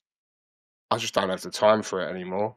You know what I mean? Like to dedicate to one thing. You know, like you say, World of Warcraft, obviously, Final Fantasy 14. I did a little bit of that with you lot and James in the Discord. Obviously, he loves all that, but yeah, no, it's not for me. Funny you mentioned Final Shape because I think the remaining Destiny fans did get a lot out of that, but also it didn't stop Bungie getting hoovered up and rolled into Sony, did it? So can't have been. I mean, you know, Bungie, like from my understanding of the situation, was Bungie were open to acquisition, but they had a load of stipulations, so to speak, like i.e. Marathon, right? Like that's going to go third party and this, that, and the other. So it wouldn't surprise me if Sony had given them certain internal targets to hit. Otherwise, they will step in, you know, and we see the decline of Destiny. I think so. It's probably sensible business from Sony, right? They got a lot more say. You know, when they first acquired them and they go, no, we're telling you this game's going everywhere else. And Sony are like, all right, let's see what happens in a year or two's time. Like, you know what I mean? And now they're in the driver's seat, so to speak. Right, let's go other end of the scale. So you got Destiny 2 cost like the IP has probably cost billions by this point overall for its years of development. Similar figures, Balatro. Are either of you madly in love with Balatro, or either of you addicted to that game as so many people seem to be? I am in love with the idea of Balatro. I am in love with the art style and everything. And again, like Hades, I can't complete it, but fucking, I've got hours in the game, and it's a perfect Steam Deck. So when I started the Steam Deck, getting the tube, like obviously I was on a bit of a driving ban, so I was on the train every day to work, and I took the Steam Deck. Balatro was perfect, and the the roguelike nature of it, the different jokers that you can get, and it was that's what I love about gaming sometimes is like these out of the box thinking type games can just go fucking crazy. Like it's on mobile now. It was in I think it picked up 3 awards at the VGAs. It's in everyone's sort of conversations for Game of the Year. It's quite. I love it. There's nothing I love more than getting, the cards line up. You can hit a big streak, and then you see that multiplier. Like, say you keep putting the planet cards down on a certain hand type, like a 4 of a kind, and you add that multiplier up, and then you finally hit a 4 of a kind in your hand, and you throw that out, and you start watching the numbers go crazy, and you just feel like a sense of accomplishment. It's so simple. Like, you got a trailer of it running on there. It's just so simple but addictive, and not only that as well. It's not a game that demands, to complete a run of Balatro for anyone who's done it. Like, you know what I mean? It's not long to do. I think it's like 5 or 7 rounds that you have to go through. I think it's 5 rounds that you have to go through. So it's very quick in and out. You got 10 minutes to burn, throw Balatro on. You got half hour to burn. Just it really is. I loved it. I think it came out when it came out. It was in May. I don't know. Something like that. I think it was just for the summertime, wasn't it? And it's stuck. Since then they ported it to mobile. There's loads of people playing the game now. It's just, yeah, I love a story like that, like a good successful indie that's not like blowing your cock off visually or fucking pushing the boundaries of what it does. It's just a fucking deck of cards with differing joker types and maths and multiplication, and it's brilliant. Like, I love Balatro. What about you, Luke? Yeah, no, I get what Darge said. Yeah, it's just fun. It's just a really fun game, and the great thing about it is you just don't need to know anything about poker basically to play that game. You can pick it up within like 10 minutes. I bought it because I really like playing Texas Hold'em, so I was like, this is never a poker roguelike game, sounds good to me. And then I played the demo before it came out, and I was like, oh, actually this is really good. Like, this is very satisfying to play. Its visual design is really cool. Its audio design is really underrated. It's very good at kind of appealing to certain it's like audio stimuli that is satisfying. So it's just a really, really enjoyable game. And I think I've probably got like 30 hours in it, but it's all from, like as Darge said, it's like from picking it up and playing it for 20 minutes and then putting it down and then picking it up. And I played it on exclusively on Steam Deck. I've played it on planes, like when I'm in a car. Like, I've now got it on my phone as well. So it's just a really good game to, it's a Minesweeper for a new generation. Yeah, basically. exactly. So perfect. So I never liked Minesweeper, and I don't like Balatro. Well, there you go. That's why, because you didn't like Minesweeper. They could be related. I don't know. I got it as a gift from Replicant, actually, so I feel a little bit bad for not enjoying it. But he gifted it to me, and I gave it a go. It's interesting to me to hear from Darge that each round is only supposed to be like 20 minutes, because I played the game for about 20 minutes, and I didn't get to the end. I didn't lose either. I just got bored. I was like, why am I doing this? I'm not having a good time at all. And I must have been like 6 rounds into it, so probably I'd nearly finished the first round of it, but I did not enjoy that game. I think to be fair, there's a speed set option in there, which if I remember rightly, when I first played it, it goes at quite a slow speed, but you can actually ramp that up. So it's just like bang, bang, bang. I think I did full speed it. I think somewhere in there, Asa, there's a little fib that you're telling. And you just don't like the game, and you're just trying to poo-poo it. That's all. Well, I'm not saying anything other than I didn't like the game, really. I don't think there's a lie involved. I just didn't get along with it. I don't know. And it doesn't help. I was playing it on a big OLED TV. It's not the kind of game that needs a big OLED TV. And I was just like, I don't get it. I don't get it. And maybe I'll try it in the car sometime while I'm driving and see if that makes it more thrilling for me. But it's beloved, right? It was up there as one of the best 6 games of the year at the Keighley Game Awards. It's going to get plenty of other awards, I'm sure.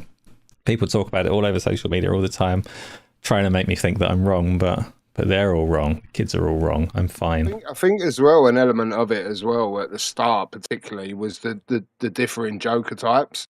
You was playing, and say you found a joker and you went, "Oh, this card I got was the bollocks," and then someone online would share another one and go, "Yeah, but this one does this," and then you have that kind of, "I need that card." So you keep playing to try and unearth that card, and it's all it's just clever. It just keeps you going.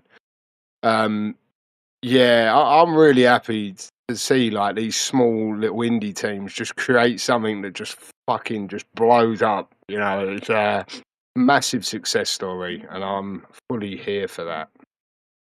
Well, then let's have another one. This one isn't necessarily a massive success story yet, but Darge, you're like #1 advocate for this game. You keep telling people all about it. Oh.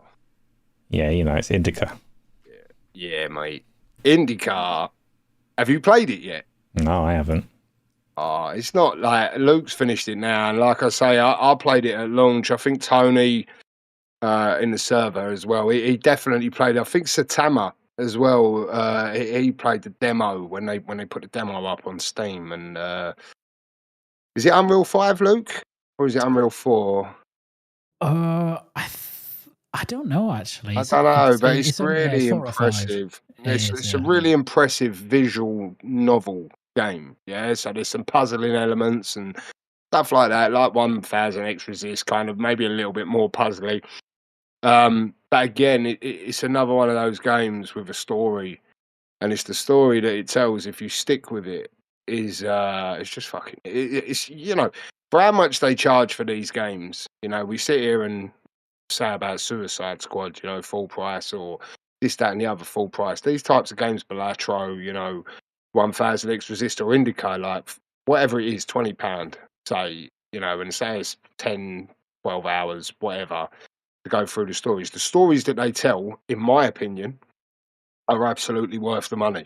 Like going to a cinema, you go to the cinema and watch a film and come out there and go, "Oh, what a brilliant film." If you're paying a similar sort of money or maybe just a little bit more for something that you can actually play and stuff like that. And Indica, like without going into spoilers, because I'm probably sure there's people in the chat that haven't played or maybe even heard of Indica, in my opinion, it's definitely worth playing visually. Like in the trailer there that you're seeing, it's an impressive looking game with impressive mechanics and stuff like that. It does. And again, the story that is told about Indica and where she ends at the end with it all is something that I think everyone should just experience. If you experience and go, "Yeah, Darge, that was a load of shit," I go, "All right, fair enough." But you can't really have an opinion until you've at least had a go at it, and I think it's definitely worth a go. It's it was kind of, when I say slept on, I don't expect the whole world to stand up and go, "Oh my god," but I expected more people to have more to say about this game personally, but it might just be me, but I know Luke was a fan. I think Replicant as well, he got it in his top 10. Indica was an experience, and it's a story that will stick with me for sure. But I mean, Luke, you want to jump on? Yeah, no, I completely echo what you said.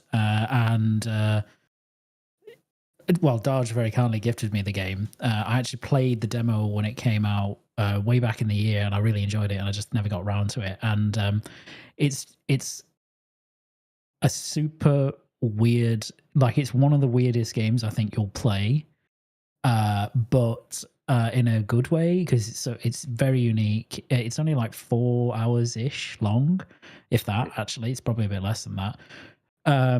But the story it tells is really entertaining and also very mature, and it offers a very interesting perspective on religion and faith, and it challenges many things about both of those things in an interesting way. It's a good looking game. It's just it's such a strange, kind of wonderful, weird game. I don't know how to describe it. It's just it's very memorable, and it made my top 10 as a result, because I just loved it. There's that one part when you're playing the game, Luke, isn't it, where you said the exact same thing as me, where there's a particular scene and there's this particular thing that happens, and everyone, when they get to that point, they're like, "Oh, okay, it's going to be like this, is it?" Do you know what I mean? It's just it's crazy, but it's brilliant at the same time. So that is. Yeah, Indica is solid. Yeah, I saw the in the trailer. I saw the whole challenge in the themes of religion and faith when the nun was dodging the giant fish. So I think I'm on the same page as you. Yeah. It does look It's in weird. scripture, that. It is. It may well be. May well be. Let's go on to the next one. Darge, you were talking about Unreal Engine 5 as a potential point of interest there. Next game is definitely, because it is Black Myth Wukong. Oof. I'm going to just gently step aside on this one. It's another game I had a period in the summer, at the back end of the summer, where I didn't really get round to doing much, and Black Myth launched at that time, and I just haven't got round to it yet. It's one that I really want to do, though. Like Radders it was his game of the year, and obviously when you get chatting, but yeah, I'll let Luke dive in. Yeah, Radders absolutely loves it. Luke, I think from what I've seen in Discord, was less enamored, but you played it. What do you think? Yeah, I mean, I haven't. So I've only played like 7 or 8 hours. I put it down to play other stuff, and then I haven't come back to it. But I'm going to come back to it over this holiday period. What's left of it. The bit that I played, I did enjoy. I just didn't think it was. It's not one of those games where I'm like, yeah, I really need to play that, right? And that's all, to me, is always the mark of I know I'm really enjoying it if I kind of have a real kind of want to get back to it as soon as possible. It's obviously, I mean, it's super technically impressive. Like it's, if you go back and look at the trailers pre-release, I think many people thought that they were fake. Some bits of them it just wasn't going to look like that when it came to the game, but it does. So it's super impressive from a technical perspective. Performance is like there are some bad performance issues still, I think, on it in a very impressive way. So I can sort of kind of understand some elements of that. And I mean, artistically, it's phenomenal. The combat is good, but I think it's not like a Souls game as such. It does have Souls elements, but it's kind of linear game. It's not like windy, kind of Metroidvania-esque, Souls-esque, or anything like that. It's more of it's not a boss rush game, but it's not too far from that, I would say. And it's solid. For me, it's solid. I know Radders, say, just absolutely loves it, and I can see why so many people love it because it does so many things really, really well. But I just wasn't as enamored by it as other people were. So you said there that it's not a Souls game, and then the things that you picked out were kind of the structure of the levels and the pacing of it and such. Is it a Souls game in terms of the most signature element of a Souls, which is it difficult? Yes, I would say it's difficult. Yeah. It's not. It's perhaps not as well. Again, I've only played 7 or 8 hours, so I don't know how the rest of the game goes in terms of difficulty. But there are certainly some boss fights even in that time that are difficult, but perhaps not as much as Souls games. But I know that some of the end game bosses of this are supposed to be very difficult. So maybe they're harder at the end. I don't know. So that's got me wondering, because obviously if it's linear, then that takes away opportunities to cheese it through grinding and overpowering the bosses and things as well. So actually difficult. I'm going to give it a go. I haven't played it yet. I've got it has a standalone benchmark, which I left running on loop a couple of weeks ago when I was trying to fix some issues with my PC. That's as much as I've seen of Black Myth Wukong. But Radders keeps telling me I have to play it. It's the best game of the year. So I'm going to in the near future. Got quite the backlog. I heard Sharkcast on a stream the other day what I'm going to play to close off the year. And I think I listed about 30 games on the spot that I'm going to play before the end of this year. Black Myth Wukong is one of those. I'm going to get to it at some point. Let's go to one that surprised me, actually. It surprised me because I didn't expect it to be very good based on the trailers that I'd seen of it. And then I enjoyed it quite a lot. I know you've played this, Darge, because we played it together. Space Marine 2. Luke. Yeah. Tell me about Space Marine 2. It's a good game, isn't it? Surprising. Yeah, it's good. It's very similar to Space Marine 1, but just much higher budget. And I finished it last month, actually. The campaign, anyway. There's all kinds of multiplayer shenanigans you can do in that game as well. But yeah, I really enjoyed it. I'm not a Warhammer 40k fan generally. I have a friend who is a massive Warhammer 40k fan, and he invariably loved it. But I think even if you're not, it's a game that you can just really enjoy. Again, the story to me is nonsense because it's Warhammer 40k. It's just I don't know what's much of what's happening. But in terms of moment-to-moment gameplay and kind of set-piece stuff and the level design and the swarm stuff that happens in that game, I thought it was really good. I really enjoyed it. Same, but Darge, we've obviously not played that much. I know how much you played because I played it with you. We've only done one little session. We're a couple of hours into the game. How is it for you?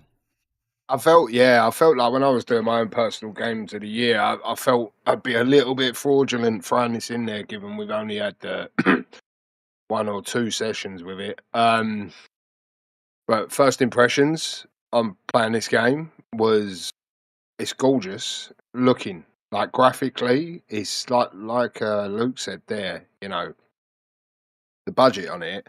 I mean, we've been seeing bits of this game for a little while, right? And like you say, like Black Myth Wukong, for example, when you're seeing stuff, you're like, yeah, we'll wait and see when we get it in our hands,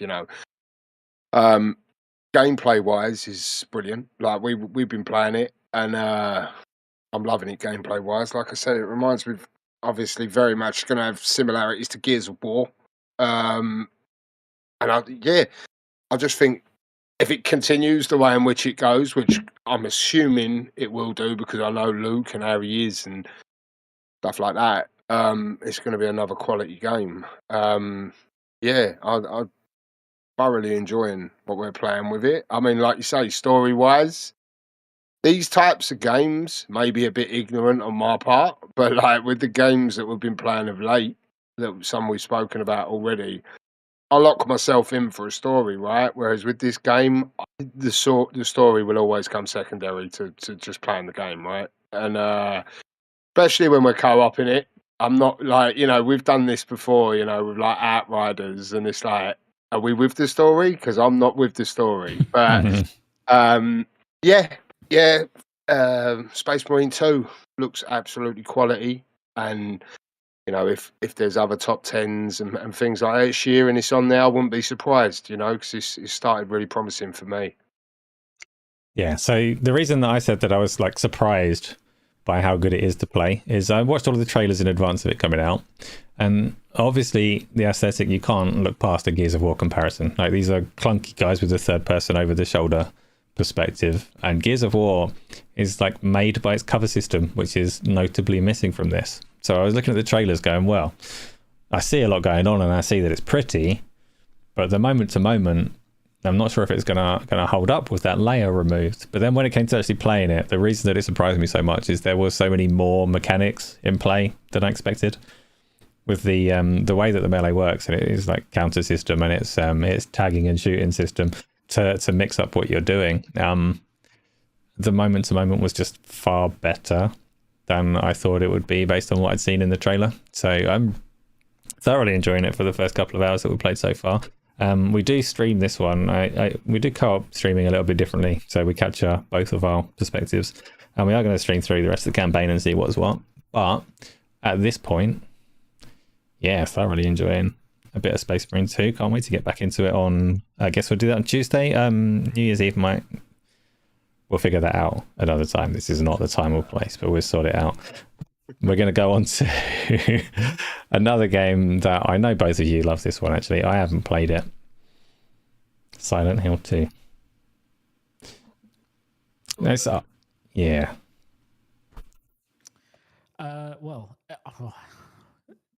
I surprisingly, because I really didn't think they would do it, I absolutely loved it, and I think pretty much everyone did.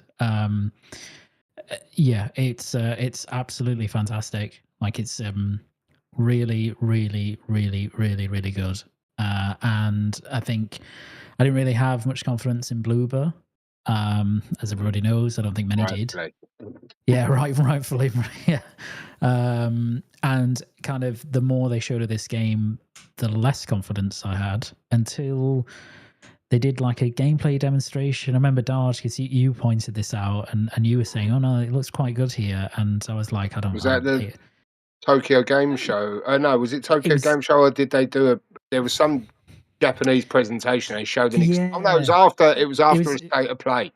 Yes, yeah, that was it. Yeah, it was something like that earlier in the year, like mid-year or something like that. And they did like this gameplay demonstration, which was the first extended look at gameplay. And I looked at it and I was like, oh, actually, this looks quite good. Like, this could be quite good. And then I got it in front of me, and it's like in my top 5 games for this year, which is like a monumental achievement for Bloober. I'll make sure I'm going to DM them and tell them this, because it's very impressive to get into my top 5. Just remember, you're from a small island. They're not going to care. Oh yeah, I won't bother then. I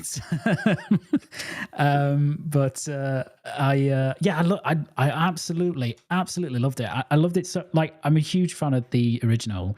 I think it's the best survival horror game ever made. So obviously the expectations are really high, and the potential for disaster is also quite high as a result. And I think this is as good.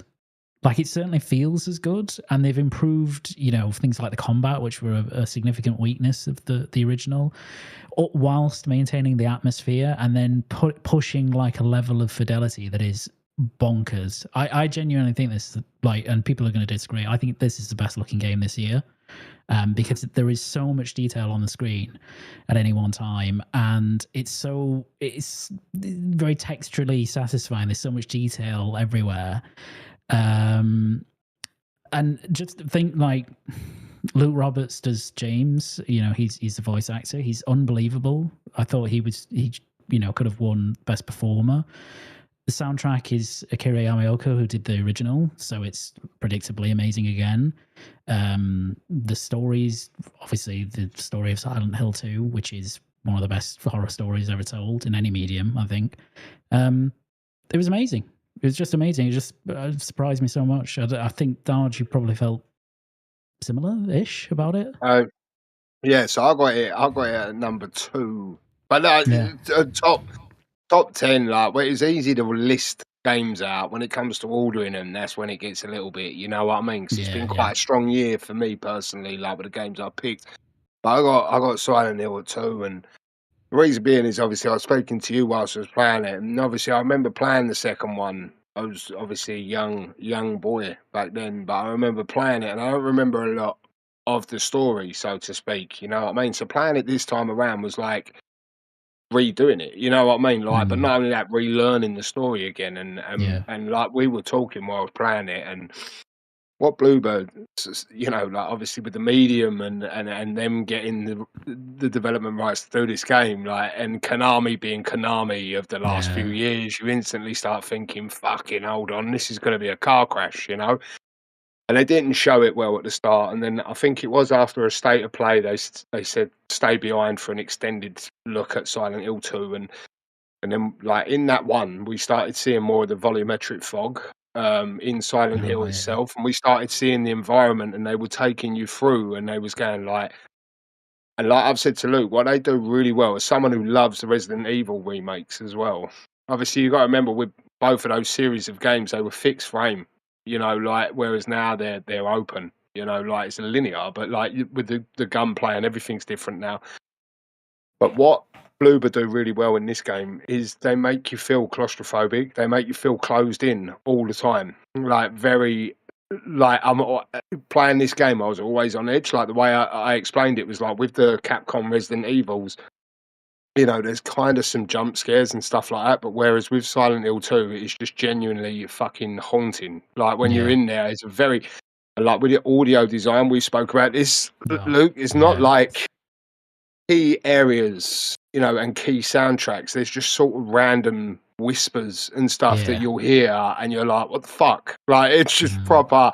And then you've got the mannequin like the crawly spidey type Yeah. ones when you go into a prison and they're just all on the walls and it's like, oh, I just don't want to go in here. And Yeah. like you say, they genuinely done such a great job with it, you know. And I've seen a video since then where somebody actually took the fog out of the game world, and you can actually see how basic and linear the games are, like the streets, but that fog does so much for the game that it is just very unnerving. And yeah, it was great. Like I say, I had one of the biggest jump scares of my life in that game with Pyramid Head at the top of the lift shaft. I genuinely jumped out of the chair because it's just cut so perfectly that as you turn, bang, yeah, you know, yeah, brilliant. Brilliant story, brilliant remake. Well done, Blue Bar. Well done, Konami. Yeah, just like I say, it was just an absolutely solid remake and a great experience. So, yeah, good success. Great success, as Borat would say. Well, I'm going to have to get onto that one as well, don't I? I'll try and get that in before the end of the year as well. No problem. Get No it in. problem. Get it in. Let's do. I don't know what this game is. Neither. Neither. Go, Luke. Yes. Yeah, this is I can't remember where this came in, but I think it was top 10 game this year. It's another one of those I don't want to say it's narrative heavy. It is narrative heavy, but there's basically no dialogue in this game at all. It's like a 2D side scroller. It's by the developers that made another 2D side scroller called Gris. But predictably, anybody who's played Gris, artistically it's unbelievable. It's got an incredible art style. It's a beautiful game, very painterly. And I wasn't like a huge fan of Gris. I really liked the story, but I didn't like it as much as I thought I would. But this absolutely delivered where that game didn't, because this has far more enjoyable gameplay. There's combat in this game. It's not particularly challenging or mechanically complex, but it is very satisfying. And it's a very emotional story. And I don't want to spoil anything other than that. The way it plays with some elements of storytelling is really clever as well, to kind of subvert your expectations by the time you reach the end of the game. So if you want like a 3.5-4 hour fantastic 2D, side scroller that's beautiful and has an incredible story and will probably, give Darge more emotional damage, then play the game. I'll be a fucking mess. Yeah, you're after meeting you.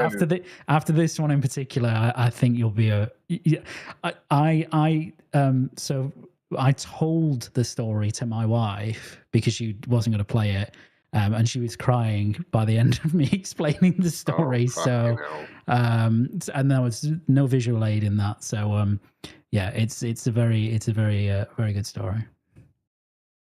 Well, I'm sold. I'm going to get that one by the end of the year as well. What about you, Darge?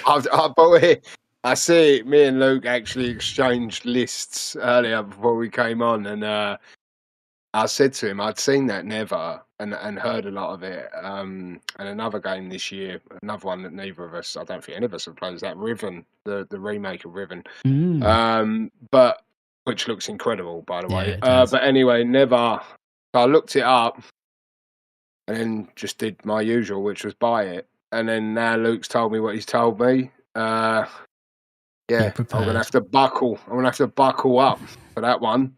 But yeah, it looks interesting. It looks really good art style wise. So yeah, yet to play it yet.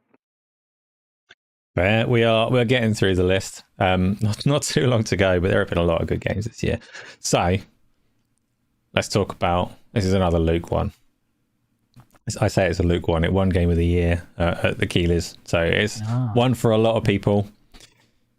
Astrobot. Yes. That's the question.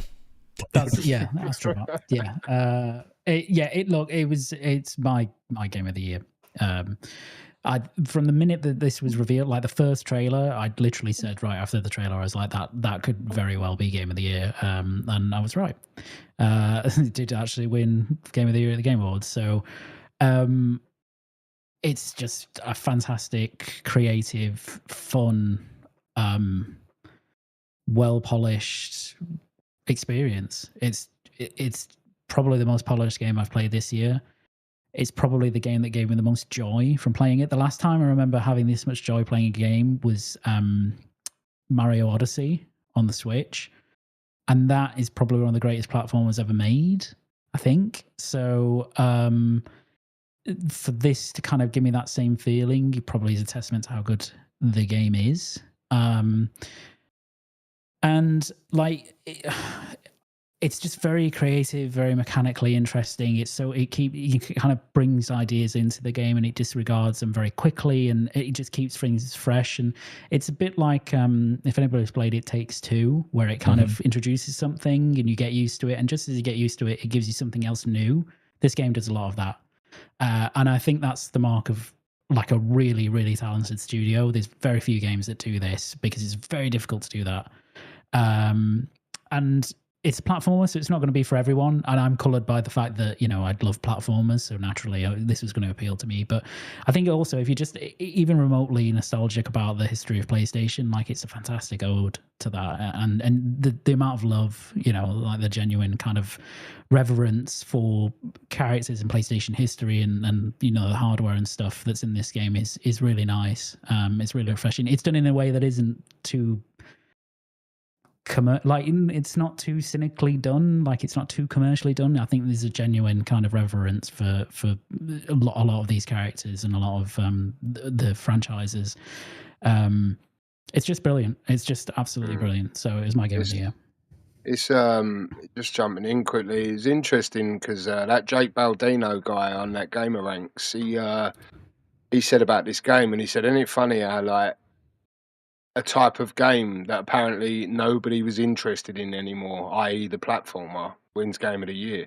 You know, and it's just nice to see. Yeah, I'm another fan of platformers as such. You know, me and Luke and me and Chris earlier today speak about the chances of this coming over to PC, because again, if not, you know, it definitely looks like something that I'm going to want to play.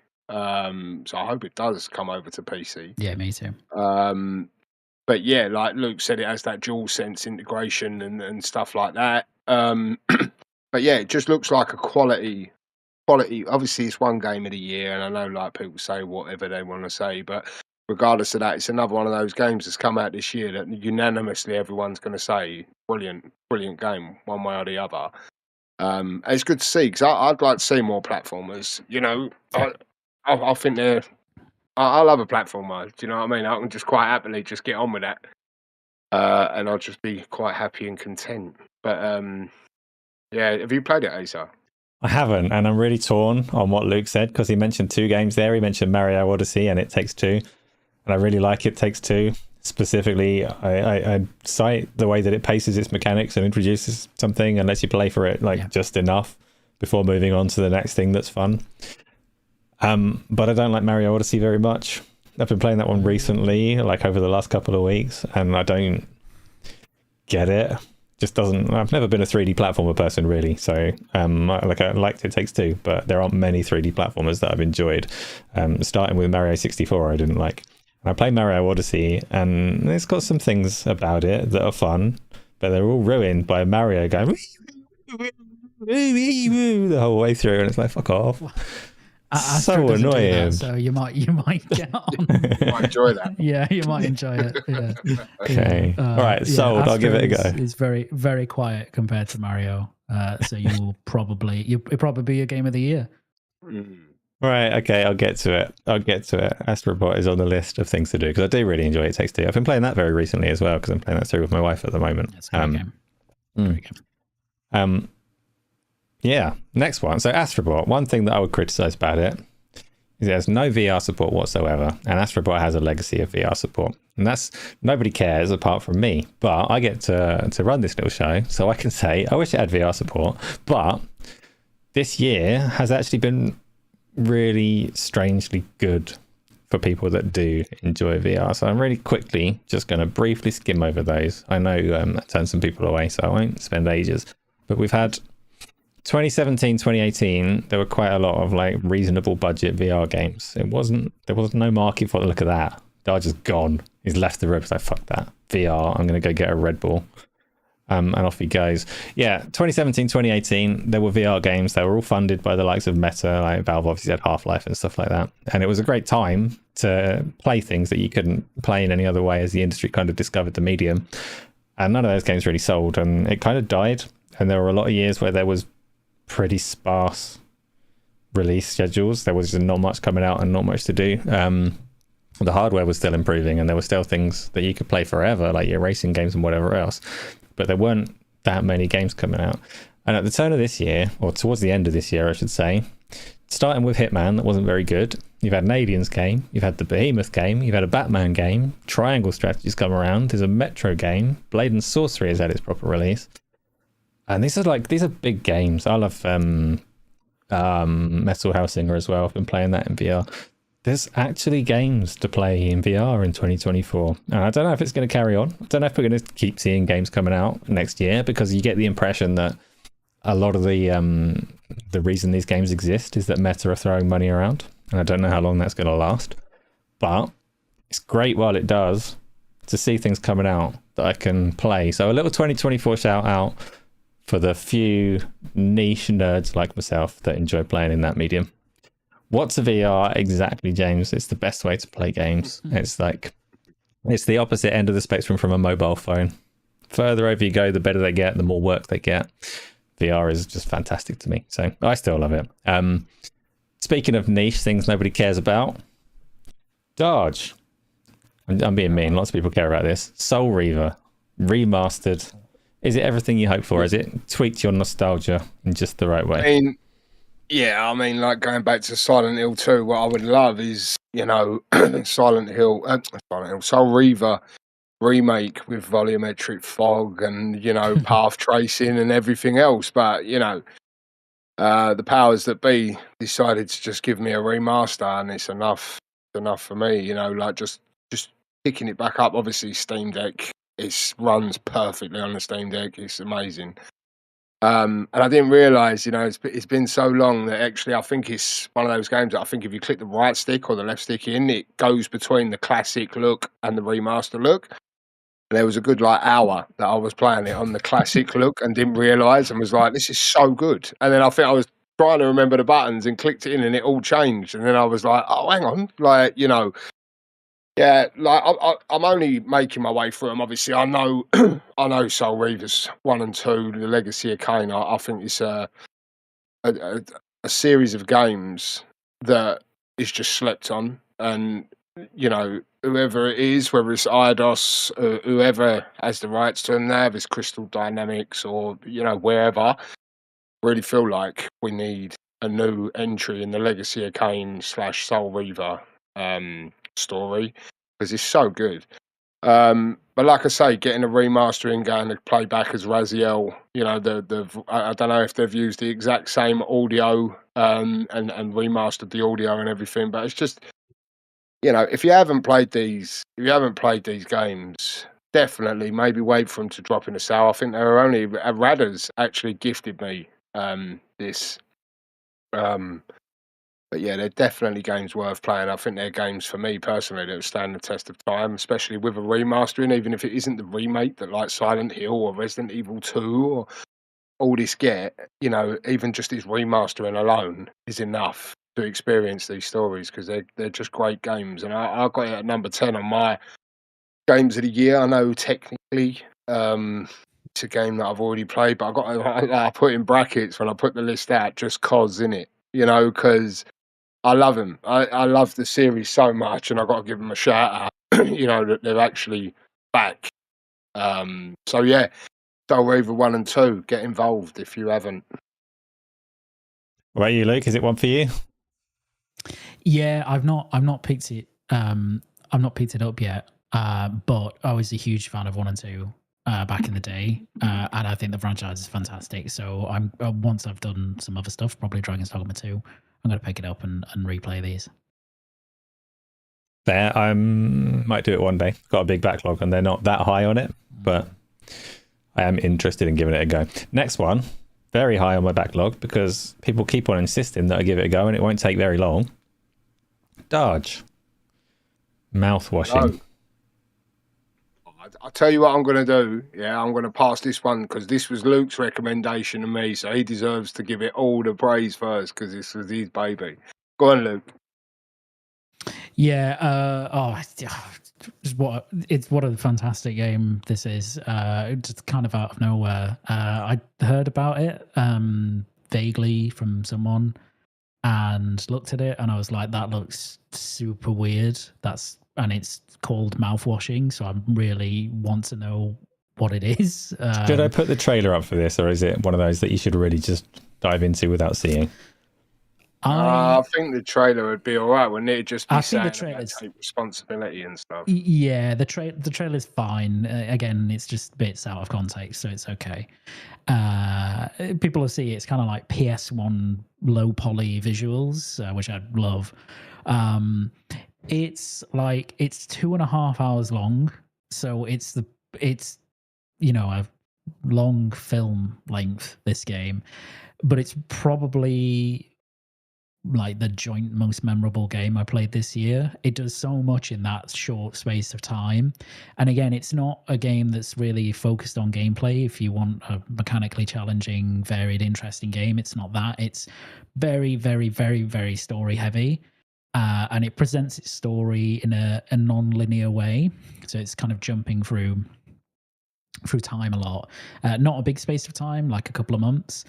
But it is such an incredible story, and the way it tells its story through that non-linearity and the way that it shifts perspective of characters throughout the game is so clever. And the themes of the game are very, very mature and interesting. And it's kind of distressing experience, which I know probably doesn't really sell it in a nice way, but I think Darge probably gets. It's kind of cathartic to go through the game, and it's just a very different kind of story than we're typically told in gaming mediums. I think the closest thing I could give it like analogous to, it's not quite the same, but it's got the way that it focuses on mature themes is very Silent Hill-ish, right? It's not that kind of game, but it's thematically it's somewhat similar. So it's awesome, man. It's awesome. It's it's in my top 3 this year. I think it's maybe even higher for you, Darge. Yeah, so I'll put it, but again, like, you say about recency bias and stuff like that. Obviously, I only finished the game up 2 weeks ago or whatever. But for me, that is a story, like we spoke about 1000X Resist and these sort of stories, that sort of stay with you. Mouthwashing for the 2.5 hour playthrough that it is a story. I mean, Radders in the chat, he was streaming it live, and it's one of those, like, it's a non-linear story, so it's sort of like time hops like around, and again, like 1000X Resist, you're trying to put the pieces together, and Radders done a really good job of getting to a certain point and making assumptions, and yeah, I don't really want to go into spoiler territory, but the story on a whole is just so memorable. As far as I'm concerned, I mean, people in Radders' stream, saying certain things, not spoiling it, but saying certain things, because it seems like this game has left a mark on people, with the storytelling. It's just so like the way I sort of described it when I was praising it, I was saying like Road 96, for example, crossed with like Event Horizon, the film, because obviously it's space setting. It doesn't have the themes of Event Horizon to a degree, but you got to experience just, and I think it's like £10 maybe, or like £15. And again, Indica, all these games are like, they're stories that I believe are worth 100% are worth playing through and experiencing. I mean, I've got, like I say, mouthwashing number 1, maybe recency bias, but as of right now, that story, it couldn't not be, because I Luke, I was messaging you as soon as it was done, and I was just like, like where you just sort of, you feel a little bit mentally exhausted, where you just sort of sit back in your chair and you're just like, fuck, like it's fucking, it just blows you away. And yeah, it's really good. I see like quite common consensus, not with some of the bigger outlets, so to speak, but it's being well received everywhere to a degree. And I you know, I fucking loved it. I really, genuinely loved it, and it's unfortunate because, as far as I'm concerned, I don't know if Luke agrees with me, but it's like that game where you will only go through it once. It won't hit. It's all about the way it hits you, like and stuff like that. And yeah, it's incredible. I recommend everyone. Is it on console? I don't know. I don't know if it's on console yet. I think it's just PC at the minute. Yeah, I think it is just PC. But I mean, if it ends up porting, I mean, that'd be a great Game Pass get for Xbox if that was getting ported to console, because the developer wouldn't want a lot of money for it. It's a short game, and it would give a lot of people access to it. It's a great story. Definitely one to check out. And yeah, quite happily sitting at my number one. Mouthwashing. Get involved. Right, oh well, soon, Darge, soon. Let's do. The next game on the list wasn't on the list until I remembered that it should probably be on the list, because I reckon we've all played it at least a bit. COD Blops. The Call of Duty of the year. Annual event. We get one every November, or we have up to this point for the last 20 odd years. For me, I've not played the last 20 years worth of Call of Duties. I only got into the series a little bit when they came to Game Pass, and we did a fair few community sessions of Modern Warfare 3, and I enjoyed it a lot more than I expected. And then it got replaced by COD Blops 6, Black Ops 6, whatever it's called. And I haven't enjoyed that nearly as much. For me personally, it falls into the things I didn't like about Call of Duty, the reason I didn't play it in the first place. I don't like the movement system that they've put in, and something about it just doesn't quite click for me. But by and large, like, everyone else would say that I'm wrong, because it's been very well received and people seem to love it at least as much as the one before. Luke, have you spent any time with it? Yeah, I've spent far more time with it than I thought I was going to, because I really don't like Call of Duty multiplayer at all. I typically play them for the campaign. I've not actually finished the campaign yet, but I played quite a lot of the multiplayer with my friends and other people online, and I think I like it. Like, I think it's enjoyable. I kind of I'm kind of getting a bit sick of it now because of the matchmaking and certain other aspects of it, but it's got, I don't know, it's like I quite enjoyed it. It's a bit of mindless fun. I don't think I'll be playing it for much longer, multiplayer wise, because as I say, I think it's coming to the end of its life with me. But for the time I put in, I actually quite enjoyed it. And I think if I enjoyed it, then it probably means that people who are big Call of Duty fans are really enjoying it as well. So yeah. Yeah. What about you, Darge? Believe it or not, this is the first Call of Duty for many a moon that I haven't touched. Oh. I don't have Game Pass anymore. I won't go into that. I'll get told I'm wrong. But I haven't played. To be fair, with Call of Duty, Xbox 360 and stuff, massive Call of Duty player every year. And I've kind of tailed off of it a little bit. Modern Warfare 3, I think, like you said, was the last one, and I've just kind of petered off it. I think the multiplayer, whether you want to go down the rabbit hole of skill-based matchmaking and fucking sweaty and this, that, and the other, or get good, stuff like that. But I've kind of come away from it. So I've heard the campaign's really good. I've heard the campaign's really good in Black Ops 6. But no, I haven't played Black Ops 6, so I've got nothing to bring you there, mate. Sorry. I'm sure it's fun. You don't have to have played everything on the list. It's impossible. There's too many. Like I say, I haven't done the campaign. I did. I looked at the rain at some point. The game starts in a nice storm, and I like my weather in game, so I had a little look at that. But it also starts with a stealth section where I'm not allowed to throw grenades at people, which was enough to put me off of it. Like, the first thing I'm doing is figuring out how to throw grenades at people, and it tells me you're not allowed. Well, I'll play something else where I am allowed then. But yeah, the multiplayer, it's got, because obviously they had their Omni movement thing was the big feature of the new one, which I was wary of before it came out, because once people get good at a weird movement system, they're going to find weird ways to power through it. And within days, people move in a way that feels quite unnatural. Like they just get a sudden weird burst of crouchy speed to the side, and it's like, not feeling that. It's just weird. They lie down in corners. They use the Omni movement to dive and lie in a pile on the floor looking like a dead body just to shoot someone as they walk past, and that's just boring. So, yeah, I've not enjoyed it very much, but, you know, I don't have to enjoy everything. That's fine. That's fine. You enjoy your COD if you like it. Next game. I haven't played this yet, and I really want to, but Luke, I know that you have. Dragon Age, Veil Guard. Yes. Yeah. Love this. It is, I wouldn't say it's BioWare back to their absolute best, but it's so much closer than Anthem and Andromeda were, basically. It's like classic BioWare kind of story structure, mission design, etc., which I think for some people might be a bit archaic now, but for many of us, we just kind of wanted BioWare to get back to this style of game.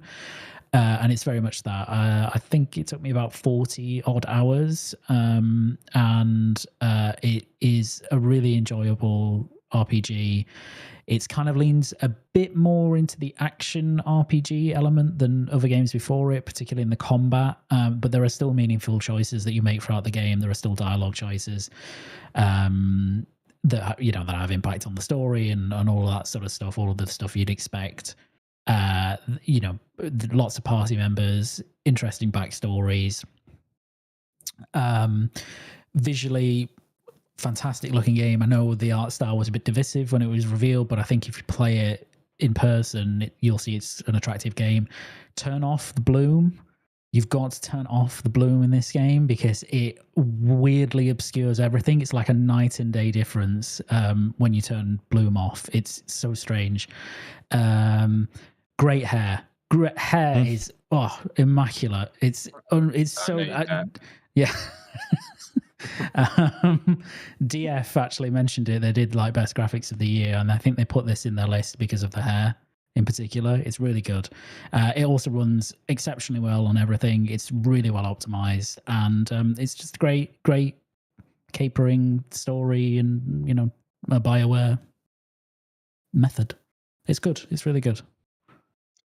It's really high on my list to get to on this one, actually, because obviously I'm still doing Dragon's Dogma 2. I said that a few times. I'm at the end of that. And then this one is right there if I want more dragons straight away, or I might squeeze in some Final Fantasy 16, or I don't know, one of the many, many games there are to play. I've got about 30 on the list to get through before the end of the year. So Dragon Age will be in there. Yeah, I'll get it done. Why not? Why not? Darge, you haven't done this one yet, have you? Are you going to? No, at first I saw it was trying to push agendas on me, and I got quite scared about it. And then now Luke's told me that there's tremendous hair in it, so I kind of feel like it's offending me a little bit. So if anything, that's deterred me a little bit more away. Nah, to be fair, Luke's saying it's a 40-hour effort. Yeah. Yeah, I'm making a New Year's resolution. The backlog can fuck off. When these games come out in 2025, I've got to jump straight on them because there's so many games I just don't get round to. So if I get time for Veil Guard, then I'll get round to it. But as of this minute, no. Asa. Don't sack off your backlog. That will be a terrible error. Like, old games are just as good. So keep plugging through it, Darge. You'll find some brilliant ones. Whatever's the new social media hype isn't always better. Or you'll end up finding yourself stuck on Call of Duty or some nonsense like that. Let's do evening, Stephen. How's it going? Let's do Indiana Jones. We're near the end of the year now. We're getting towards the close of it, where we can talk about, I don't know, pick a favourite or something. But for now, shout which one of you has played Indiana Jones and wants to tell me about it, because I haven't yet. I'll jump in before Luke, because Luke's finished it, and I'm having a bit of a standoff with it on the PC performance at the minute. But for what I have played, I spoke to Uncle Chris, Chris Grinnell earlier on the phone, and we spoke about it, and I said I'll hold my hands up. Like we did this on Arcadia Roundtable. I had the opinion that for me personally, Indiana Jones would work as that Lara Croft Tomb Raider, Nathan Drake Uncharted. That's what they're going to go for, even though it's machine. Then they showed off first person, and I was like, well, like, okay, but it sort of disappointed me a little bit. But after playing it, it's so good. Like, as someone who loves history, particularly as well, going around the Vatican or Giza, and I won't go any further, bless you, in case others haven't quite got into it yet, so to speak. But the environments, the places that you go, and the id Tech engine and everything is just, and it's not only that, it's like the field work that they give you, like the side quests, and the little extra bits. I've not found any yet that are like fetchy or like mundane. There are, excuse me, there are some fetchable items throughout your journey. But as for quests as such, like, they're all, yeah, I had one problem with the story that I spoke to Gamsley about without going into it, which apparently I've been promised will pay off for me. But yeah, everything so far that I've played up to, and I'd say I'm about 3/4 of the way through the game, I'm really, really impressed and happy with it. I mean, it's like, I can't really find a criticism. I know Luke might have one, but minor. But yeah, looks like Xbox have kind of got themselves a quality game. So yeah, really good. I love id Tech. Like, I'll just say, as an engineer, if anything, I think a lot of us were echoing the same sort of things once we played this. Cannot wait to see Doom the Dark Ages now. Like, literally cannot wait to see what id Tech, like id Software rather, are going to cook, because I'm sure it's going to be spectacular. But Luke, go on, mate. Yeah, so I really like this. I think it's really good. It made my top 10 list. I'm a really big Indiana Jones fan, and I feel like this story stands up with any story genuinely of the film series. And the sense of adventure in this is very true to the franchise, which I really enjoy. It's lots of different locations, lots of varied locations, lots of exploration. I think I was also really skeptical when it was revealed about it being first person, because I didn't think that would work, because we already kind of have a template for a bit more of an action focused Indiana Jones game, which is just Uncharted, right? So immediately that was a comparison. But it does work in first person, and it works really well, I think. I was absolutely loving it up until the last quarter of the game, and then it took a bit of a dive for me, and I think some other people have a similar criticism, and I don't want to spoil reasons why. It's not a narrative reason, it's for other reasons.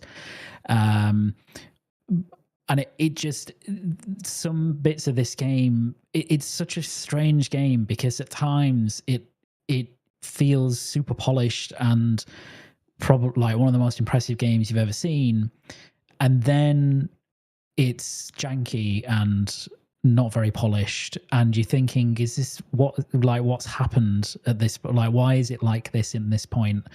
And the other thing I didn't really enjoy is that I don't think the AI is pretty brainless. Like, it's not very good, and I don't know if you'll enjoy it, Asa, because it's really quite stealth focused.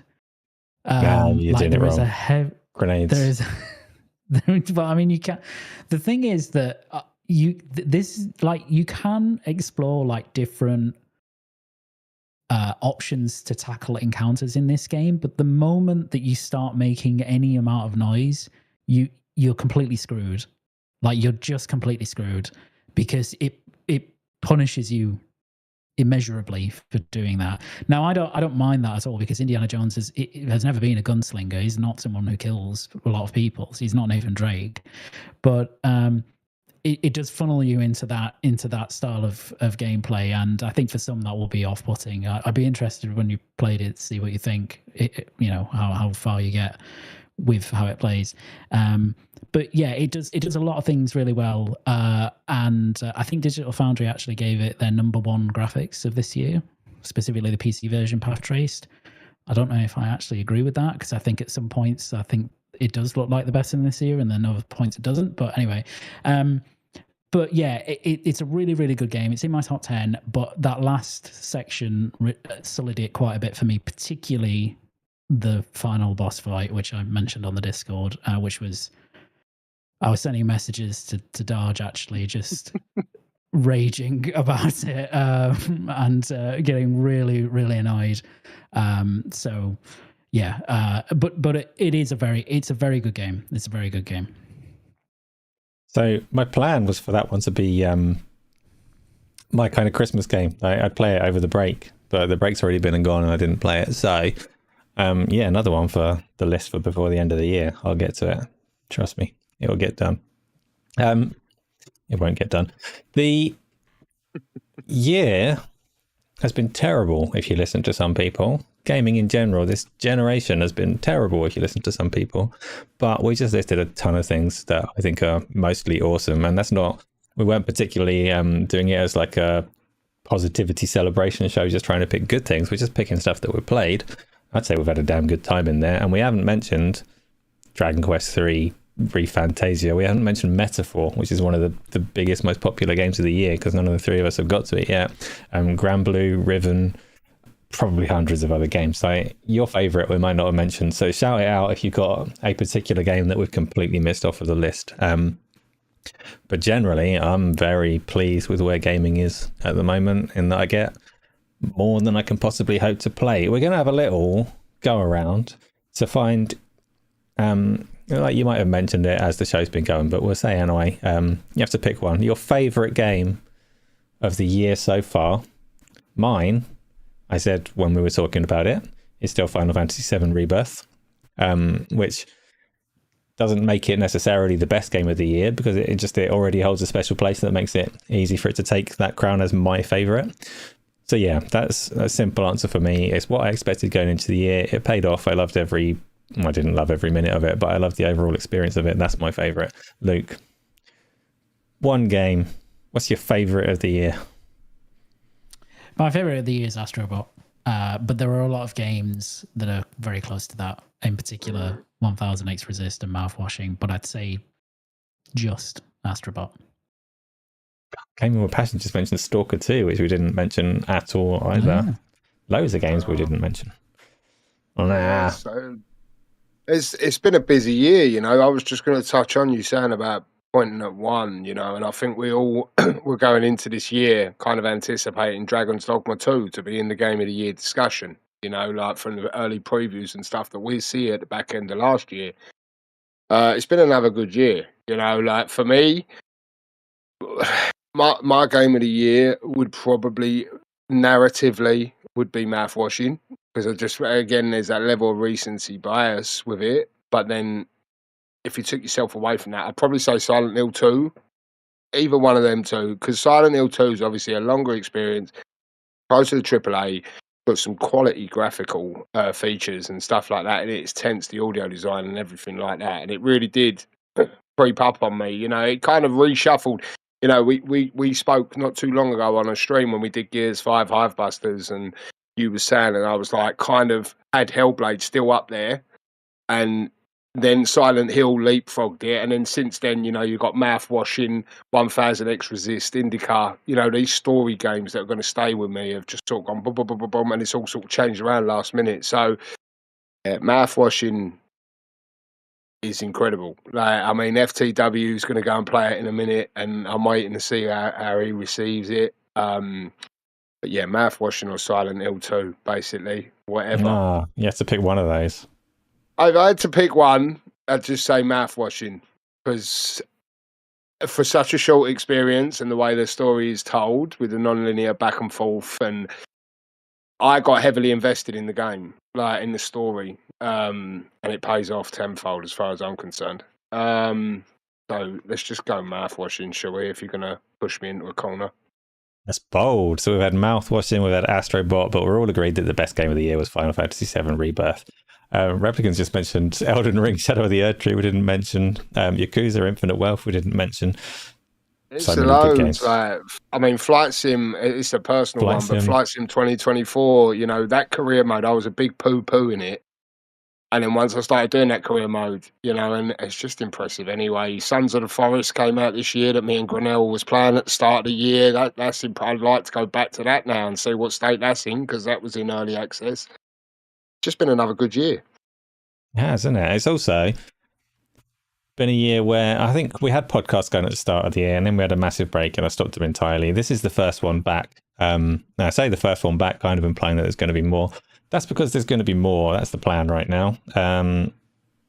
Yeah, so Saturdays, keep them free. Don't do anything ever on a Saturday. That's not true. You do whatever you want.